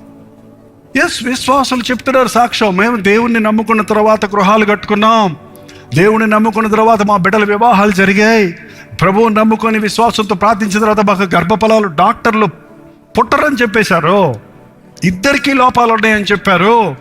మేము విశ్వాసంతో దేవుని సందుకు వచ్చి క్రమంగా దేవుని మాటలు వింటుంటే ఇదిగో చక్కటి ఒక్క బిడ్డను అడిగితే 2 బిడ్డలు ఇచ్చారు మాకు. నేను నిన్నే ఒకళ్ళు సాక్ష్యం చెప్పారండి. మెడ్రాస్లో నేను సేవ ప్రారంభించినప్పుడు మురికివాడల్లో సేవ చేశాను. కింద నుంచి డ్రైనేజ్ వాటర్ పోతూ ఉంటుంది, ఆ పైన ఉంటాయి, అక్కడే కూర్చొని అక్కడే సేవ చేసేవాడిని. ఈ రోజున వాళ్ళందరూ 40 years తర్వాత వాళ్ళ జీవితాలు చూస్తే వాళ్ళు ఎవ్వరు గుడిసెల్లో లేరు, సొంత ఇల్లులు కట్టుకున్నారు, మేడలు కట్టుకున్నారు, వాళ్ళ పిల్లలు చాలా ఎడ్యుకేటెడ్ అయ్యారు, డీసెంట్గా ఇతర దేశాల్లో ఉన్నారు కొంతమంది. ఎందుకు ఆశీర్వదించడండి? దేవుడు ఆశీర్వదిస్తే ఆశీర్వదిస్తాడు, అది ఎన్నడరికి ఆశీర్వాదం. పాస్టర్ల ఆశీర్వాదం కాదు మనకు కావాల్సింది, మనుషుల ఆశీర్వాదం కాదు కావాల్సింది. కొంతమంది పాస్టర్లు చెప్తుంటారు 10 ఏళ్ళ నుంచి సేవ చేస్తున్నామండి, తినడానికి కూడా లేదండి అంటే నువ్వు నిజంగా చేయలేదేమో సేవ, నువ్వు భారంతో చేయలేదేమో. ఆదివారం ప్రసంగం చేసి సోమవారం నుంచి శనివారం వరకు విశ్రాంతి తీసుకుంటే అది సేవ ఎట్టవుద్దండి? నాకైతే 24/7. మా పిల్లలు అదే నేర్చుకున్నారు. ఈరోజు గుర్తుపెట్టుకోండి, ఫుల్ టైం వర్కర్ అంటారు ఒక పాస్టర్ని. Full time you are there అనే ఎమర్జెన్సీ డాక్టర్. ఎప్పుడు పిలిచినా, ఎప్పుడు చెప్పినా, ఎప్పుడు ఒక ఫోన్ కాల్ వచ్చినా ఎత్తి ప్రార్థన చేయాలి, వెళ్ళి ఆదరించాలి, వెళ్ళి సువార్తను ప్రకటించాలి. సమయమందు అసమయమందు సువార్తను ప్రకటించండి. ఒట్టి సభలు ఉంటేనే కాదు, ఇంతమంది వస్తేనే నేను ప్రసంగం చేస్తాననే మాట లేదు. ఒక్కడి కోసం ఏజలాడు యేసు ప్రభు దెయ్యం పట్టినోడి దగ్గరికి, ఒక్కడి కోసం గలిలయ సముద్రం దాటి అక్కడికి వెళ్ళాడు. అతడు బంధకాల్లో ఉన్నాడు, అతన్ని విడిపించాలని విడిపించాడు అంతే. మళ్ళీ వెంటనే ధోనికి వచ్చేసాడు. ఆ ఊరు ప్రజలు వద్దన్నందుకు సమరయ స్త్రీ ఒక్కత్తి మిట్ట మధ్యాహ్నం అక్కడ కూర్చొని ఉంది. 5 భర్తలు ఉన్నారు, ఆమెకి 6వ వ్యక్తితో ఇంకా డేటింగ్ చేస్తుందంట. పాపం ఎక్కడ సమాధానం లేదా మనిషికి. అటువంటి పరిస్థితుల్లో బాధలో ఉన్న ఆ స్త్రీకి దాహం తీర్చడానికి నిరంతరమైన ఈ దాహం అండి, మనకి దాహం అంటే ఒక విధమైన వాంఛ. మన హృదయంలో ప్రభువు ఉన్నప్పుడు నీకు తృప్తి ఉంటుంది. ప్రభువు స్థలంలో నీవు డబ్బును పెట్టుకున్నా, ఒక స్త్రీని పెట్టుకున్నా, ఒక పురుషుని పెట్టుకున్నా, ఒక వీడియో గేమ్ పెట్టుకున్నా, ఒక ఈ లోకంలో ఉన్న ఆస్తులు పెట్టుకున్నా, వ్యాపారాలు పెట్టుకున్నా, నువ్వు ఎంత చేసినా నీకు తృప్తి ఉండదు. అది కోటేశ్వరులు కూడా చూడండి, వాళ్ళకి తృప్తి లేదు. ఇవాళ ఎంత సంపాదించినా ఇంకా సంపాదించాలి, ఇంకా సంపాదించాలి, ఇంకా సంపాదించాలి. అక్కడ క్రీస్తు వచ్చినప్పుడు చాలు. సంతుష్టి సహితమైన భక్తి గొప్ప లాభసాధకం. నాకు ఇది ఇచ్చావు ప్రభు, ఈ పూటకి చాలు ప్రభు అన్నాడు. ఆకాశ పక్షులు చూడండి, అవి విత్తవు కోయవు, వాటిలో ఒకటి కూడా పస్తు ఉండదు. ఒకవేళ మనం పక్షుల భాష వస్తే, ఏ పక్షి పక్షి ఎక్కడికి వెళ్తున్నావు అని అడిగితే, పిచ్చుక పిచ్చుక ఎక్కడికి వెళ్తున్నావు అంటే, గింజలు తినడానికి వెళ్తున్నాను అని చెప్పొద్దండి. సాయంత్రం వచ్చేటప్పుడు గింజలు దొరికాయా అంటే, అబ్బాయి వాళ్ళు ఎక్కడ దొరకలేదు, పనే దొరకలేదు, నాకు గింజే దొరకలేదు అని చెప్పుద్దా? దొరికాయి, శుభ్రంగా తిన్నాను. రేపటికి ఏమన్నా సంచి పట్టుకెళ్ళావా? రేపటి సంగతి నా దేవుడు చూసుకుంటాడు. రేపటికి నేనేం ఆశలా, ఈ పూట నా కడుపు నిండింది చాలు. మనం రోజు అడిగామనుకోండి, పిచ్చుక ఇవాళ ఏం తిన్నావు? పెసలు తిన్నాను. రెండో రోజు అడగండి, బియ్యం తిన్నాను. ఇవాళ ఒకటి తిన్నది, అదొకటి తిన్నది, ఇదొకటి తిన్నది, రోజుకు రకరకాలు తింటాయి. మనం రోజు ఇవాళ ఏం తిన్నావు? అన్నం. రేపు ఏం తిన్నావు? అన్నం. మళ్ళీ ఏం తిన్నావు? అన్నం.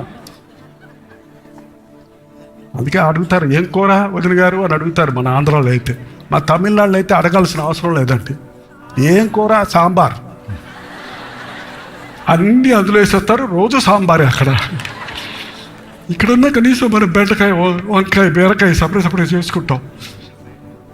ఎప్పుడు చూసినా అన్నమో పొట్టలు ఎలా పెరిగిపోతూ ఉంటాయి.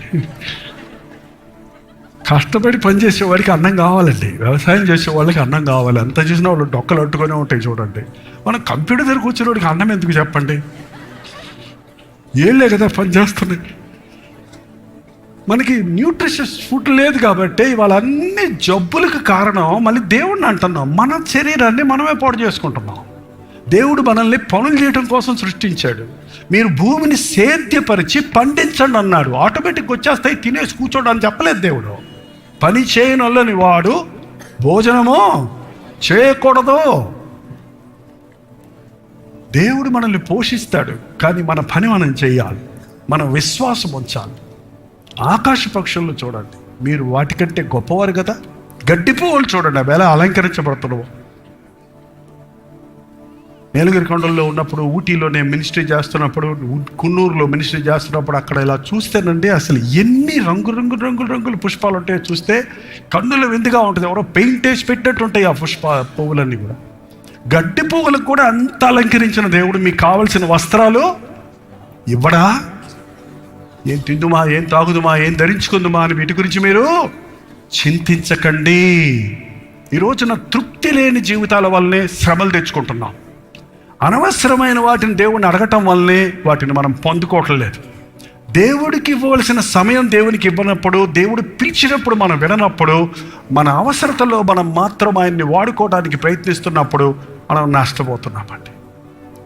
లండన్లో కాబోలు ఒకరోజు ప్రసంగం అయిన తర్వాత అక్కడ ఏం చెప్పానంటే, దేవుడు నిన్ను వాడుకుంటున్నాడా, నువ్వు దేవుణ్ణి వాడుకుంటున్నావా అని వాక్యం చెప్పానండి.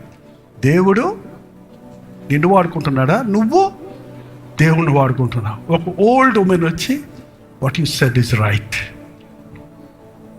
I'm using God for my benefits. I was never available for God to use me. My age అంతా అయిపోయింది నాకు. ఏంటంటే దేవుడిని నీ అవసరాలకు వాడుకొని వదిలిపెట్టేయటం ఏంటంటే, దేవుడికి నిన్ను వాడుకోవాలని ఆశపడుతున్నాడు. దేవుడు నిన్ను వాడుకుంటాడు. ఒక తల్లిగా, ఒక తండ్రిగా, ఒక యవనస్తుడిగా, ఒక ఆఫీసర్గా, నీవున్న పొజిషన్లో నీవు ఒక గొప్ప సాక్షిగా నిలబడవచ్చు. దేవుడు నన్ను వాడుకో అని అడగండి. ఏ రీతిగా నీ ద్వారా అనేకులను దీవిస్తాడన్నది నీవు చూడగలుగుతావు. ఈ రోజున దేవుని మీద విశ్వాసం ఉంచడం నేర్చుకుందాం. ప్రభు అడిగిని ఇస్తాడు అని విశ్వసిద్దాం. ఇవ్వలేదు అంటే దానికి కారణం నువ్వు ఆయన్ని కోరవలసింది కోరలేదేమో. మానసికమైన బలహీనతలకు, మానసికమైన దిగులుకు, చింతకు, డిప్రెషన్కి ముఖ్యమైన కారణం ఏంటంటే మనుష్యుడు దేవుని మీద గురి పెట్టకుండా తానేదో గురి పెట్టుకొని అక్కడికి వెళ్ళాలి అని ఆశపడుతున్నాడే కానీ దేవుడు ఇక్కడేదో ఇస్తాడన్న సంగతి గుర్తించడం వలన అక్కడికి వెళ్ళలేకపోతున్నానే వెళ్తూనే ఉన్నాడు కానీ డిప్రెషన్లోకి వెళ్ళిపోతున్నాడు. దేవుడు ఎక్కడ ఉండమంటే అక్కడ ఉండడం, దేవుడు ఏది చెయ్యమంటే అది చేయటం చేసిన విశ్వాసి, సేవకుడు వర్ధిల్లుతాడండి. 9 సంవత్సరాలు చెన్నైలో బైబిల్ ట్రైనింగ్, నాకు కఠినమైన బైబిల్ ట్రైనింగ్. 2 years నీలగిరి కొండల్లో ట్రైబల్స్ మధ్య నేను సేవ చేశాను. కొండలు ఎక్కి ఫుడ్ వండుకొని క్యారేజీలో పెట్టుకొని ఎక్కాలి నడుచుకుంటూ 9-10 గంటలు ప్రయాణం, కొండ ఎక్కాలి, ట్రాకింగ్ ఎక్కి అక్కడికి వెళ్ళి 10-20 గృహాలు ఉంటాయి, కుగ్రామాలు అంతే. వాళ్ళ కోసం సుమారు చెప్పినప్పుడు ఇరులా ట్రైబ్ అంతా వాళ్ళ ప్రభువుని తెలుసుకున్నారండి. అక్కడ ఆ రోజుల్లో మారిన యవనస్తులు ఇప్పుడు అక్కడ సేవకులుగా ఉన్నారు.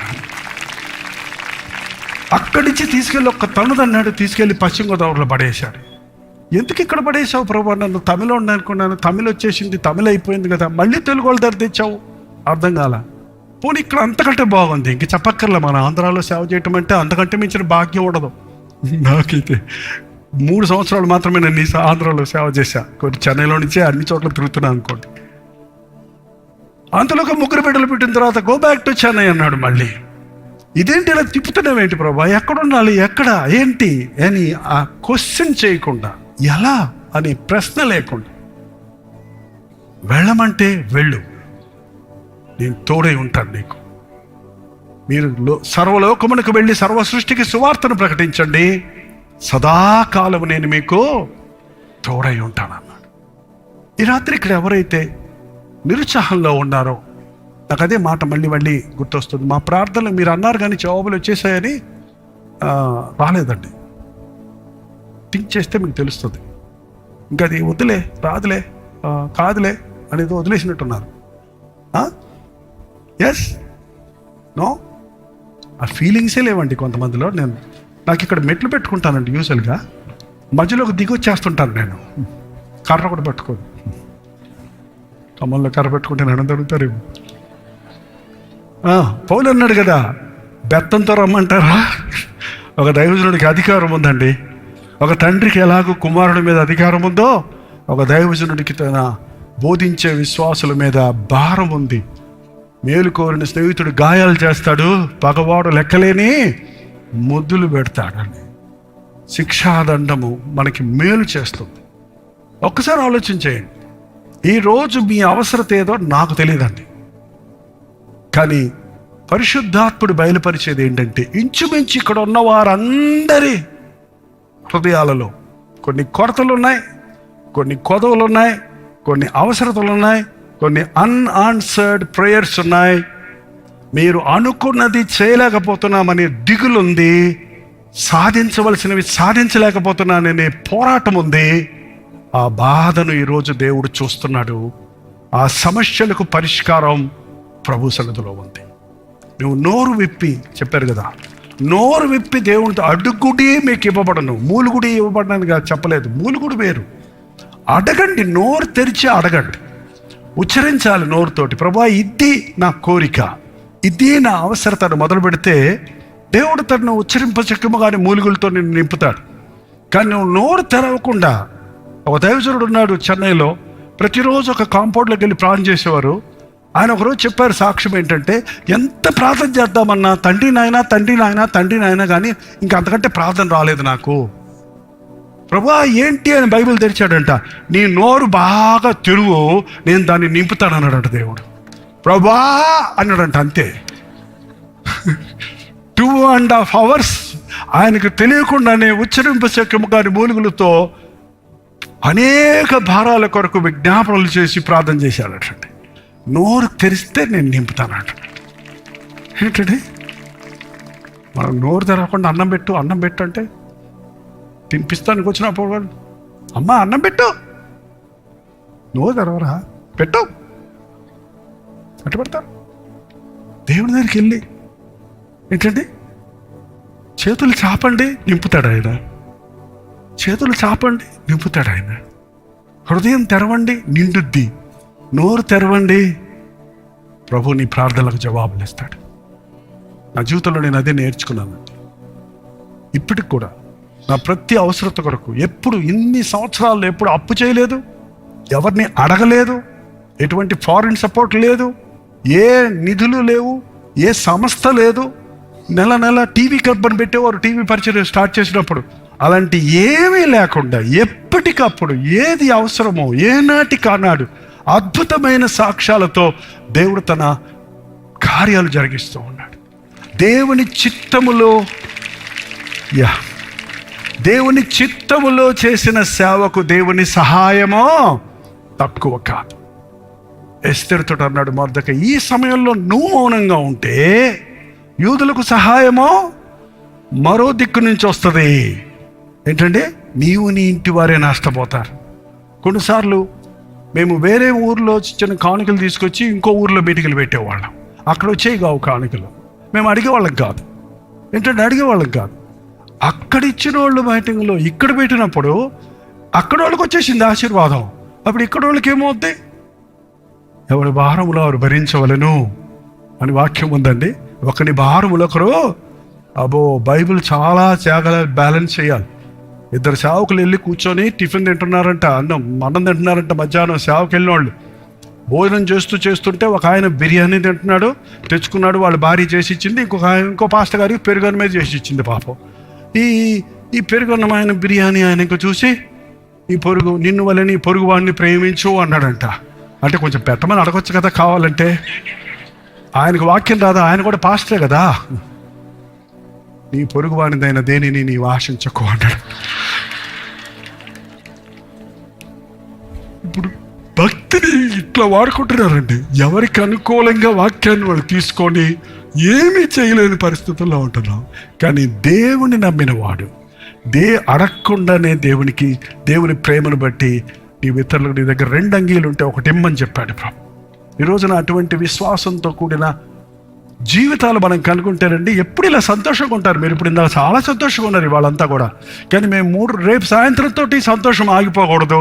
ఈ సంతోషం ప్రభు రాకడ వరకు కొనసాగాలి. సేవకులు మనతో ఎప్పుడూ ఉంటారు, కానీ ప్రభు మనతో ఎప్పుడూ ఉంటాడు. మీటింగులు మనకి ఎప్పుడూ ఉండకపోవచ్చు, కానీ మీటింగుల్లో ప్రభువుని మనం పట్టుకుంటే నేను నీ ఇంటికి రావలసి ఉన్నది అని ఆ రోజు జక్కయ్యతో చెప్పినట్టుగా ఈరోజు ప్రభు మీతో పాటు మీ గృహాలకు రావాలని ఆశిస్తూ ఉన్నాడు. ఇక్కడ ఉన్న యవనస్తులు మిమ్మల్ని మీరు ప్రభువుకు సమర్పించుకోనండి. దయచేసి మర్చిపోవద్దు. దేవుని చిత్తాన్ని, ప్రణాళికని ఎరగండి. ఇక్కడ హాజరైన ప్రతి ఒక్కరు మీ మనసులో మరుగు చేసుకుంటున్నారు చూడండి, కప్పుకుంటున్నారు చూడండి. మేకపోతు గంభీరం అంటారు, పైకి మాత్రం గంభీరంగా కూర్చున్నారు. మీ హృదయంలో ఉన్న తపన, మీ హృదయంలో ఉన్న వేదన, మీ హృదయంలో పోరాటం, మీకున్న అవసరతలు బాగా ఎరిగిన ప్రభు సన్నిధిలో నోరు విప్పి మీరు చెప్పండి. ఎప్పుడో కాదు, ఇప్పుడే. నేను ముగిస్తున్నా. ఎప్పుడో కాదు, ఇప్పుడే మన టైం అయింది కాబట్టి ఇప్పుడే మీరు చెప్తే మీకు అద్భుతమైన జవాబులు ఇవ్వడానికి ప్రభు సిద్ధంగా ఉన్నాడు. ప్రతిసారి ప్రభు నామంలో మనందరం కూడినప్పుడు మూటల ఆశీర్వాదాలతో ప్రభు కనిపెడుతున్నాడు. ఎవరికిద్దామా అని ఆశపడుతున్నాడని నేను అనుకుంటానండి. ఆయన ఎప్పుడు ఇచ్చేవాడే కానీ పుచ్చుకునేవాడు కాదు. ఆయన ఎప్పుడు మన దగ్గర పీక్కునేవాడు కాదు. ఎందుకు కానుకలు ఇవ్వడం అని అడుగుతాడు. ఎవరికి కావాలండి మీ కానుకలు మీరు దేవునికి ఇస్తున్నారు. దేవుడు మీకు ఇస్తే దేవుడు మీకు తిరిగి ఇస్తున్నాడు. ఏంటంటే ఓ బామ్మగారు ఒక లడ్డు తీసుకొచ్చి పాపకి ఇచ్చిందంట, చిన్న పాపకి. తినమ్మా అని ఇచ్చిన తర్వాత తినబోతున్నప్పుడు నాకు ఇయ్యమ్మా అందంట. ఎవరిచ్చారు? ఆమె ఇచ్చింది. కొంతమంది అయితే తీసి ఇట్ట పెడతారు. ఒకవేళ ఆ పాప లడ్డు అంతా అడిగినన్నే ఇచ్చేసింది అనుకోండి అమ్మమ్మకి, ఏం చేస్తారు చెప్పండి? నా బంగారమే, నా ముద్దులు బొమ్మే ఎత్తేసుకొని ముద్దులు పెట్టేసుకొని మెళ్ళో ఉన్న గొలుసులన్నీ తీసి ఆ పిల్ల మెళ్ళో పిల్ల లడ్డు ఇచ్చిందని లటక్క నోట్లు వేసుకొని వెళ్ళిపోద్దా? వెళ్దా? నా బిడ్డ నేను ప్రేమిస్తుందని తెలిసినప్పుడు బిడ్డకి సమస్తం నాస్తంత నీ పేరు రాసేస్తాడని పోతుంది. అంతే కదండి. ఇయుడి మీకు ఇవ్వబడను, నన్ను శోధించండి అంటున్నాడు ప్రభు. కాబట్టి దేవుడు తన అద్భుత కార్యాలు మన జీవితాల్లో జరిగించాలంటే నోరు తెరిచి ప్రార్థన చేయాలి. అదే అంశం వాళ్ళ పొద్దున్న ఇందాక నుంచి వెళ్తుంది. నోరు తెరిచి బిగ్గరగా ఉచ్చరించాలి. పక్కోళ్ళు ఏమనుకుంటున్నారో, ఎదుటోళ్ళు ఏమనుకుంటున్నారని మీరేం మొహవాటం పడక్కర్లేదు. ఇలా చెప్తే ఓ పాస్టర్ గారు పాపం ఒప్పుకో అని చెప్పాడటండి. అక్కడ ఒక సహోదరి, పాపిని ప్రభా పాపిని, పాపినయ్యా పాపిని, పాపిని ప్రభా పాపిని.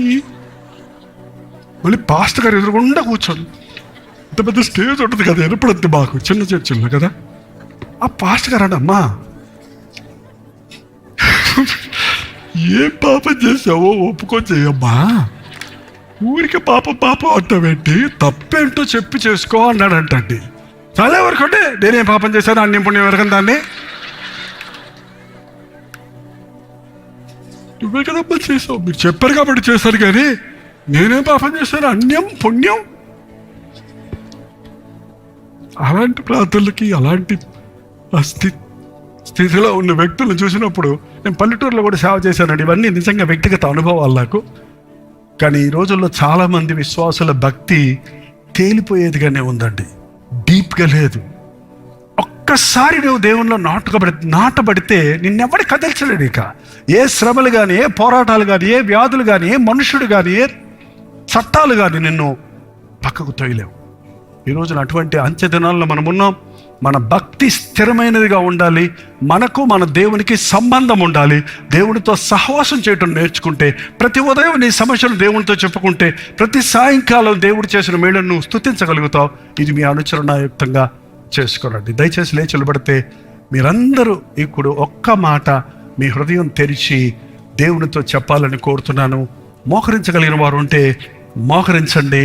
కొద్ది నిమిషాల్లో ఈ సెషన్ అయిపోతుంది. మీరు ఇతర స్థలాల నుంచి వచ్చిన వాళ్ళు ఉన్నారు కాబట్టి ఇది ముగించైపోతున్నాం. ఒక్క నిమిషం మనం ప్రార్థన చేసుకుందాం. ఒక్క మాట దేవునితో చెప్పేయండి, నేరుగా మొహమాటం లేకుండా. ఎవరేమనుకుంటారో పక్కోళ్ళు అనుకుండా నోరు తెరిచి ఒక్క మాట దేవునితో చెప్పండి. ప్రభువా, నీ చేతులకు అప్పగించుకుంటున్నానయ్యా. నా హృదయంలో ఈ దిగులుంది, ఈ బాధ ఉంది, చింత ఉంది, తీరని కోరిక ఉంది, ఈ అవసరత ఉంది, కొరత ఉంది, ఈ రోగం ఉంది, ఈ బలహీనత ఉంది, ఈ భయం ఉంది, ఈ దిగులుంది. నాయన నాకు విడుదల కావాలయ్యా. నోరు తెరిచి ప్రతి ఒక్కరు ఒక నిమిషం చెప్పండి. ఏంటో మీ బాధ స్పష్టంగా దేవునికి చెప్పండి. మా నోటితో ఉచ్చరించి చెప్పండి. హృదయంలో నుండి వచ్చిన వేదన దేవుడితో చెప్పండి. అలవాటు ఆచారణ ప్రార్థన కాదు, స్పష్టంగా చెప్పండి, సూటిగా చెప్పండి. నీ ప్రార్థన ఆలకించేవాడు దేవుడు, నిన్ను ఆశీర్వదించేవాడు దేవుడు. నా దేవ, నువ్వు నన్ను ఆశీర్వదించాలయ్యా, నీవు నన్ను హెచ్చించాలయ్యా, నువ్వు నన్ను విడిపించాలయ్యా, నీవు నన్ను స్వస్థపరచాలయ్యా, నీవు నన్ను నీ ప్రణాళికలో ఉపయోగించుకోవాలయ్యా అని ప్రతి ఒక్కరు నోరు తెరిచి చెప్దాం. యవనస్తులారా, మీరు కూడా నోరు తెరవండి. ఇంకొక రాత్రి మీ జీవితంలో గడిచిపోనివ్వద్దు. ఈ రోజే నీ జీవితం పట్ల దేవునికి ఉన్న ప్రణాళికలు ఎరుగు. ప్రభువా, ఇదిగో నా జీవితం నీకు అప్పగించుకుంటున్నానయ్యా. నా యవన కాలం సాతాను పాడు చేయకముందే, ఈ లోకంతో గబ్బైపోకముందే నా బ్రతుకు నీ చేతుల్లో పెడుతున్నానయ్యా. నా తల్లి గర్భంలో ఉన్నప్పుడు నన్ను ఎరిగిన దేవా, నా కొరకు ప్రాణం ఇచ్చిన రక్షక, నీకు వందనములు యేసయ్యా. నీ వంటి దేవుడు ఇంకెక్కడున్నాడయ్యా? నన్ను ప్రేమించే వారు ఈ లోకంలో ఇంకెవరున్నారయ్యా? నీ ప్రేమను గుర్తించినట్లు నా మనోనేత్రాలు తెరువయ్యా. నాయన, నా జీవితాన్ని నీకు అప్పగించుకుంటున్నానయ్యా. నా జీవితం నీ చేతిలో పెడితే అది వృధా అవ్వదని, అది సద్వినియోగం అవుతుందని, అది ఆశీర్వదించబడుతుందని, అది అనేకులకు ఆశీర్వాదకరంగా మారుతుందని నమ్ముతున్నానని యవనస్తులు దయచేసి చెప్పండి. పెద్దలు చెప్పండి, మీ పిల్లల కొరకు ప్రార్థించండి, మీ కుటుంబాల కొరకు ప్రార్థించండి. తండ్రి, నీ కుటుంబం కోసం నువ్వు ప్రార్థించు. నీ ప్రార్థన యాజకుడుగా నువ్వు ప్రతి ఉదయం లేచి నీ బిడ్డల కోసం ప్రార్థిస్తే వారు దీవించబడతారు, సాతాను కోరల నుండి విడిపించబడతారు, పాపపు కట్ల నుంచి తప్పించబడతారు, పరిశుద్ధులుగా దేవునికి ఇష్టలుగా బ్రతకగలుగుతారు. ప్రతి ఒక్కరు నోరు తెరిచి ప్రార్థన చేద్దాం. ఇది చాలా ప్రశస్తమైన సమయం. శివయోగ్యమైన ప్రార్థన ఆలకిస్తున్నాడు దేవుడు. నిన్ను దీవించాలని ఆశపడుతున్నాడు, నిన్ను ఆశీర్వదించాలని ఆశపడుతున్నాడు. అయ్యా, నేను ఎంతకాలం ప్రయాసపడ్డా నా అప్పులు తీరటం లేదయ్యా, నా సమస్యలు తీరటం లేదయ్యా, నా జీవితంలో అభివృద్ధి లేదయ్యా అన్నవారు నోరు తెరిచి చెప్పండి. దేవుడు నిన్ను అభివృద్ధి పరచాలని ఆశీర్వదిస్తున్నాడు, నిన్ను గొప్ప చేయాలని ఇష్టపడుతున్నాడు. ఆయన నరునికి దేవుడు ఎవ్వరికి హృదయపూర్వకముగా దుఃఖమునైనను విచారమునైనను కలుగజేయవాడు కాడు. ఈ విచారాలకు కారణం అడగకూడదు, నువ్వు అడిగేమేమో. నీకు జవాబు రాకపోవడానికి కారణం నువ్వు దేవునికి ప్రియుడిగా లేవేమో, దేవుని నీ హృదయం సరిలేదేమో. ఇది సరి చేసుకునే సమయం. నాకు ఇది కావాలయ్యా, నాకు ఇది కావాలయ్యా, మనుష్యులు ఇవ్వలేనివి దేవుడు ఇస్తాడండి. ఊహాతీతమైనవి దేవుడు ఇస్తాడండి. నువ్వు ఒకటడిగితే అన్నీ ఇస్తాడండి. సొలొమోను అడిగాడు, నాకు ఈ జ్ఞానం దయచేయ్యా. నువ్వు అడగకపోయినా నీకు ఐశ్వర్యము, ఘనత, నీ శత్రువుల ప్రాణం నీకు అప్పచెప్తాడన్న దేవుడు ధారాళంగా ఇచ్చేవాడు ఆయన. మనం అడిగి ఊహించని వాటికంటే ఎక్కువ ఇచ్చేవాడు ఆయన. ప్రభువుని నమ్ముకుని నీవెందుకు దరిద్రతలో ఉండాలి? ప్రభువుని నమ్ముకుని నీవెందుకు కొరతల్లో ఉండాలి? ప్రభువుని నమ్ముకుని నీవెందుకు బాధల్లో ఉండాలి? నీ శ్రమలన్నీ ఆయన సెలవులో భరించాడు. నీ వ్యాధులన్నిటినీ ఆయన సెలవులో భరించాడు. ఆయన పొందిన దెబ్బల వల్ల మనకు స్వస్థత ఉన్నది. ధనవంతుడైన ప్రభు మన కొరకు దరిద్రుడై తన దరిద్రత వల్ల మనల్ని ధనవంతులుగా చేయాలని ఆశించిన దేవుడు నిన్ను అభివృద్ధి పరచాలని, నిన్ను ఆశీర్వదించాలని, నిన్ను వర్ధిల్లింపజేయాలని ఆయన చేతులు చాచి నిలబడి ఉన్నాడు ఈ రాత్రి. నా కుమారుడైనా ఎందుకు రా, నా కుమారుడైనా నీ హృదయం నాకి, ఇదిగో నీ కొరకు నేను ప్రాణం పెట్టానని జ్ఞాపకం చేస్తున్నాడు. మర్చిపోయావా సిలువ ప్రేమను? సిలువ యాగాన్ని వదిలిపెట్టావా? నీ సొంత ప్రయత్నంతో రాత్రంతా ప్రయాసపడినా మేమేమీ దొరకలేదన్న పేతురులాగా, మా బ్రతుకంతా ప్రయాసపడినా మేమేమీ సాధించలేకపోయామని చెప్పే స్థితిలో ఉన్నామేమో. ఇదిగో ఇది చాలా ప్రశస్తమైన సమయం. పరిశుద్ధాత్ముడు మన మధ్య సంచరిస్తున్నాడు. నీ హృదయంలో ఒక అద్భుతాన్ని ఇప్పుడే ఇదే అనుకూలమైన సమయము, ఇదే రక్షణ దినము. ప్రభు నీ మొరలు ఆలకించే సమయం ఇది. నీవు మొరపెట్టలేదని ప్రభువుని ఇక్కడికి తెచ్చి నిన్ను మొరపెట్టింపజేస్తున్నాడు. ప్రభు నిన్ను దీవించడానికి చేతులు చాచి ఉన్నాడయ్యా. నన్ను కూడా దీవించవా ప్రభు, నన్ను కూడా ఆశీర్వదించవా అని నోరు తెరిచి ప్రార్థన చేద్దాం. కుటుంబ సమస్యల్లో ఉన్నారా? భార్య భర్తల మధ్య భేదాభిప్రాయాలు ఉన్నాయా? కోర్టులు కాదు, యేసయ్య తీరుస్తాడు నీ సమస్య. అప్పుల్లో ఉన్నారా? సమృద్ధినిస్తాడు. అప్పించువాడిగా నిన్ను చేస్తాడు. దేవుడు వాగ్దానం ఇచ్చాడు.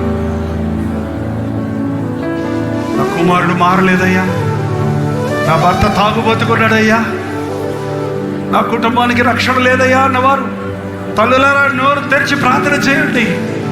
జ్ఞానవంతురాలు తన ఇల్లు కట్టుకుంటుంది. నీ ప్రార్థన నీ కుటుంబం అంతటి కడుతుంది. నీ భర్త మారడానికి, నీ బిడ్డలు రక్షించబడడానికి పరిశుద్ధాత్ముడు ఒక కార్యాన్ని జరిగిస్తాడు. నీవు ఈ రోజు రాత్రి నీ బాధను ప్రభుత్వం చెబితే,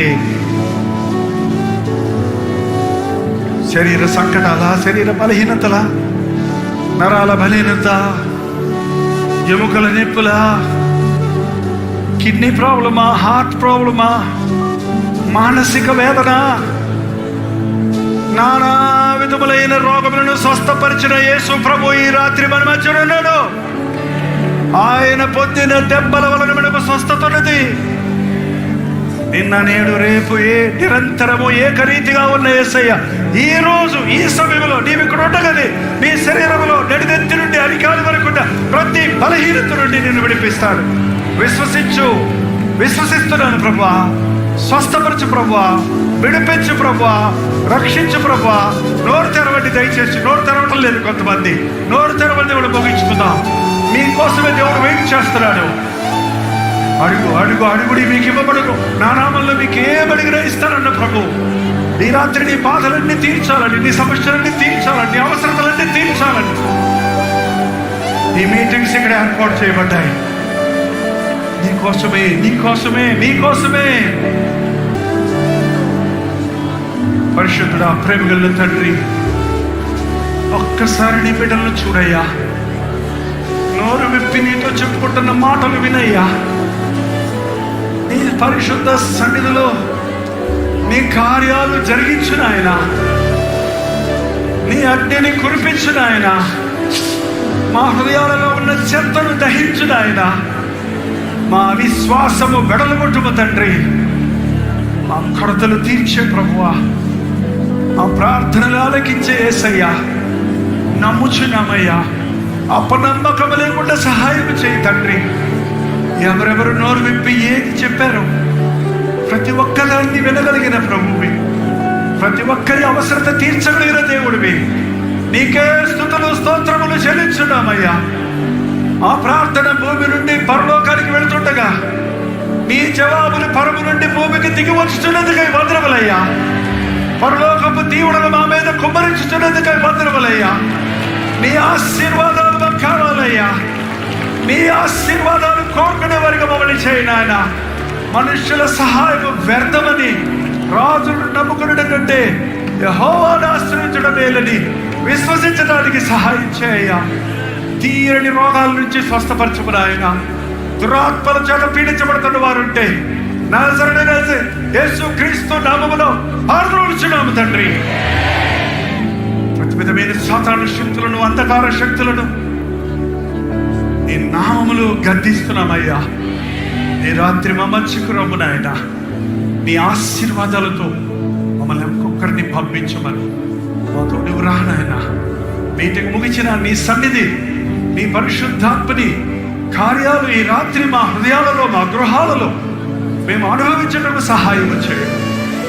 నిశ్చితమైతే రాకడా ఆలస్యమైతే రేపటి సాయంకాలం మరల కూడి వచ్చినప్పుడు సాక్ష్యములతో వచ్చుటకు, అనేకులు నీ వైపు తిప్పుటట్టుగా మా స్నేహితులను, బంధువులను, అవసరతల్లో, బాధల్లో, శ్రమల్లో ఉన్నవారిని ఈ స్థలానికి నడిపించి నీ కార్యాలు జరిగించినట్లు చూచుటకు సహాయం చేయండి. యేసుక్రీస్తు నామములో అడుగుచున్నాము తండ్రి, ఆమేన్. మన తండ్రి అయిన దేవుని యొక్క ప్రేమయు, కుమారుడైన క్రీస్తు యొక్క కృపయు, ఆదరణకర్త అయిన పరిశుద్ధాత్మ యొక్క సహవాసమును ఇప్పుడును సదాకాలమును తోడై ఉండును గాక. ఆమేన్, ఆమేన్, ఆమేన్.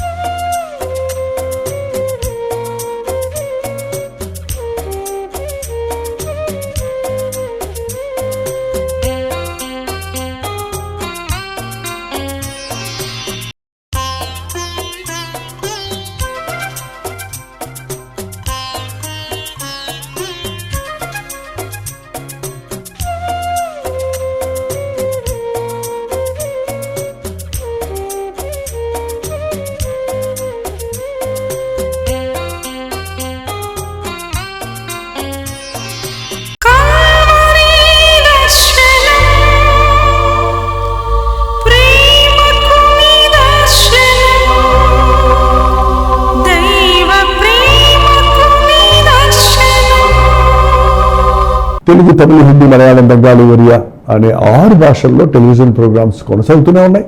భారభరితమైన పరిచయంలో మీరు సహకరించాలని ఆశిస్తే, ప్రభువు మిమ్మల్ని ప్రేరేపిస్తే మీ విరాళాలు, కానుకలు పంపించవచ్చు. అవి నేరుగా టీవీ ఛానల్స్కి వెళ్తే అందులో ఏది మేము మా సొంత ఖర్చుల కొరకు ముట్టుకోవట్లేదు, వేరే పరిచయ కొరకు ముట్టుకోవట్లేదు. టెలివిజన్ పరిచయలో ఇంకా సువార్త వినని వారికి అది అందించాలని ఆశతో 20 సంవత్సరాలుగా కొనసాగుతున్న పరిచయం కొరకు ప్రార్థించండి. ఈ సహకారాన్ని అందించండి. ఈ విషయంలో మీకు ఇంకా ఎవరైనా కావాలంటే 89393939 అనే నెంబర్కి మార్నింగ్ 10 నుంచి ఈవినింగ్ 10 లోపల మీరు ఫోన్ చేయండి. వివరాలు మీకు తెలియజేస్తాం.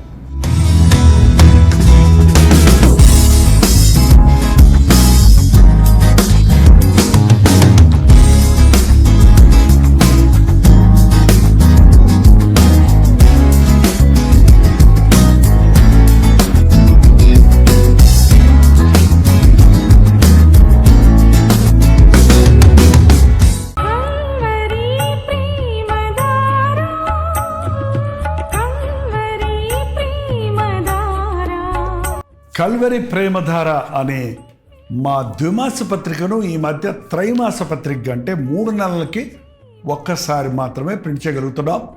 మరి గత 40 సంవత్సరాల పైబడి కొనసాగుతున్న ఈ పత్రికను ఆపు చేయటం ఇష్టం లేక దీన్ని త్రైమాస పత్రికగా మార్చున్నాం. మీరు కల్వరి ప్రేమధార పత్రికను చదువుతున్నారా? ఒక ఉచిత పత్రిక కావాలంటే ఇవ్వాలే మీ పేరు, చిరునామా, అడ్రస్తో పాటు ఇంటి నెంబర్తో పాటు క్లియర్గా పంపించండి. తప్పకుండా ఒక ఉచిత పత్రికను మీకు పంపిస్తాం.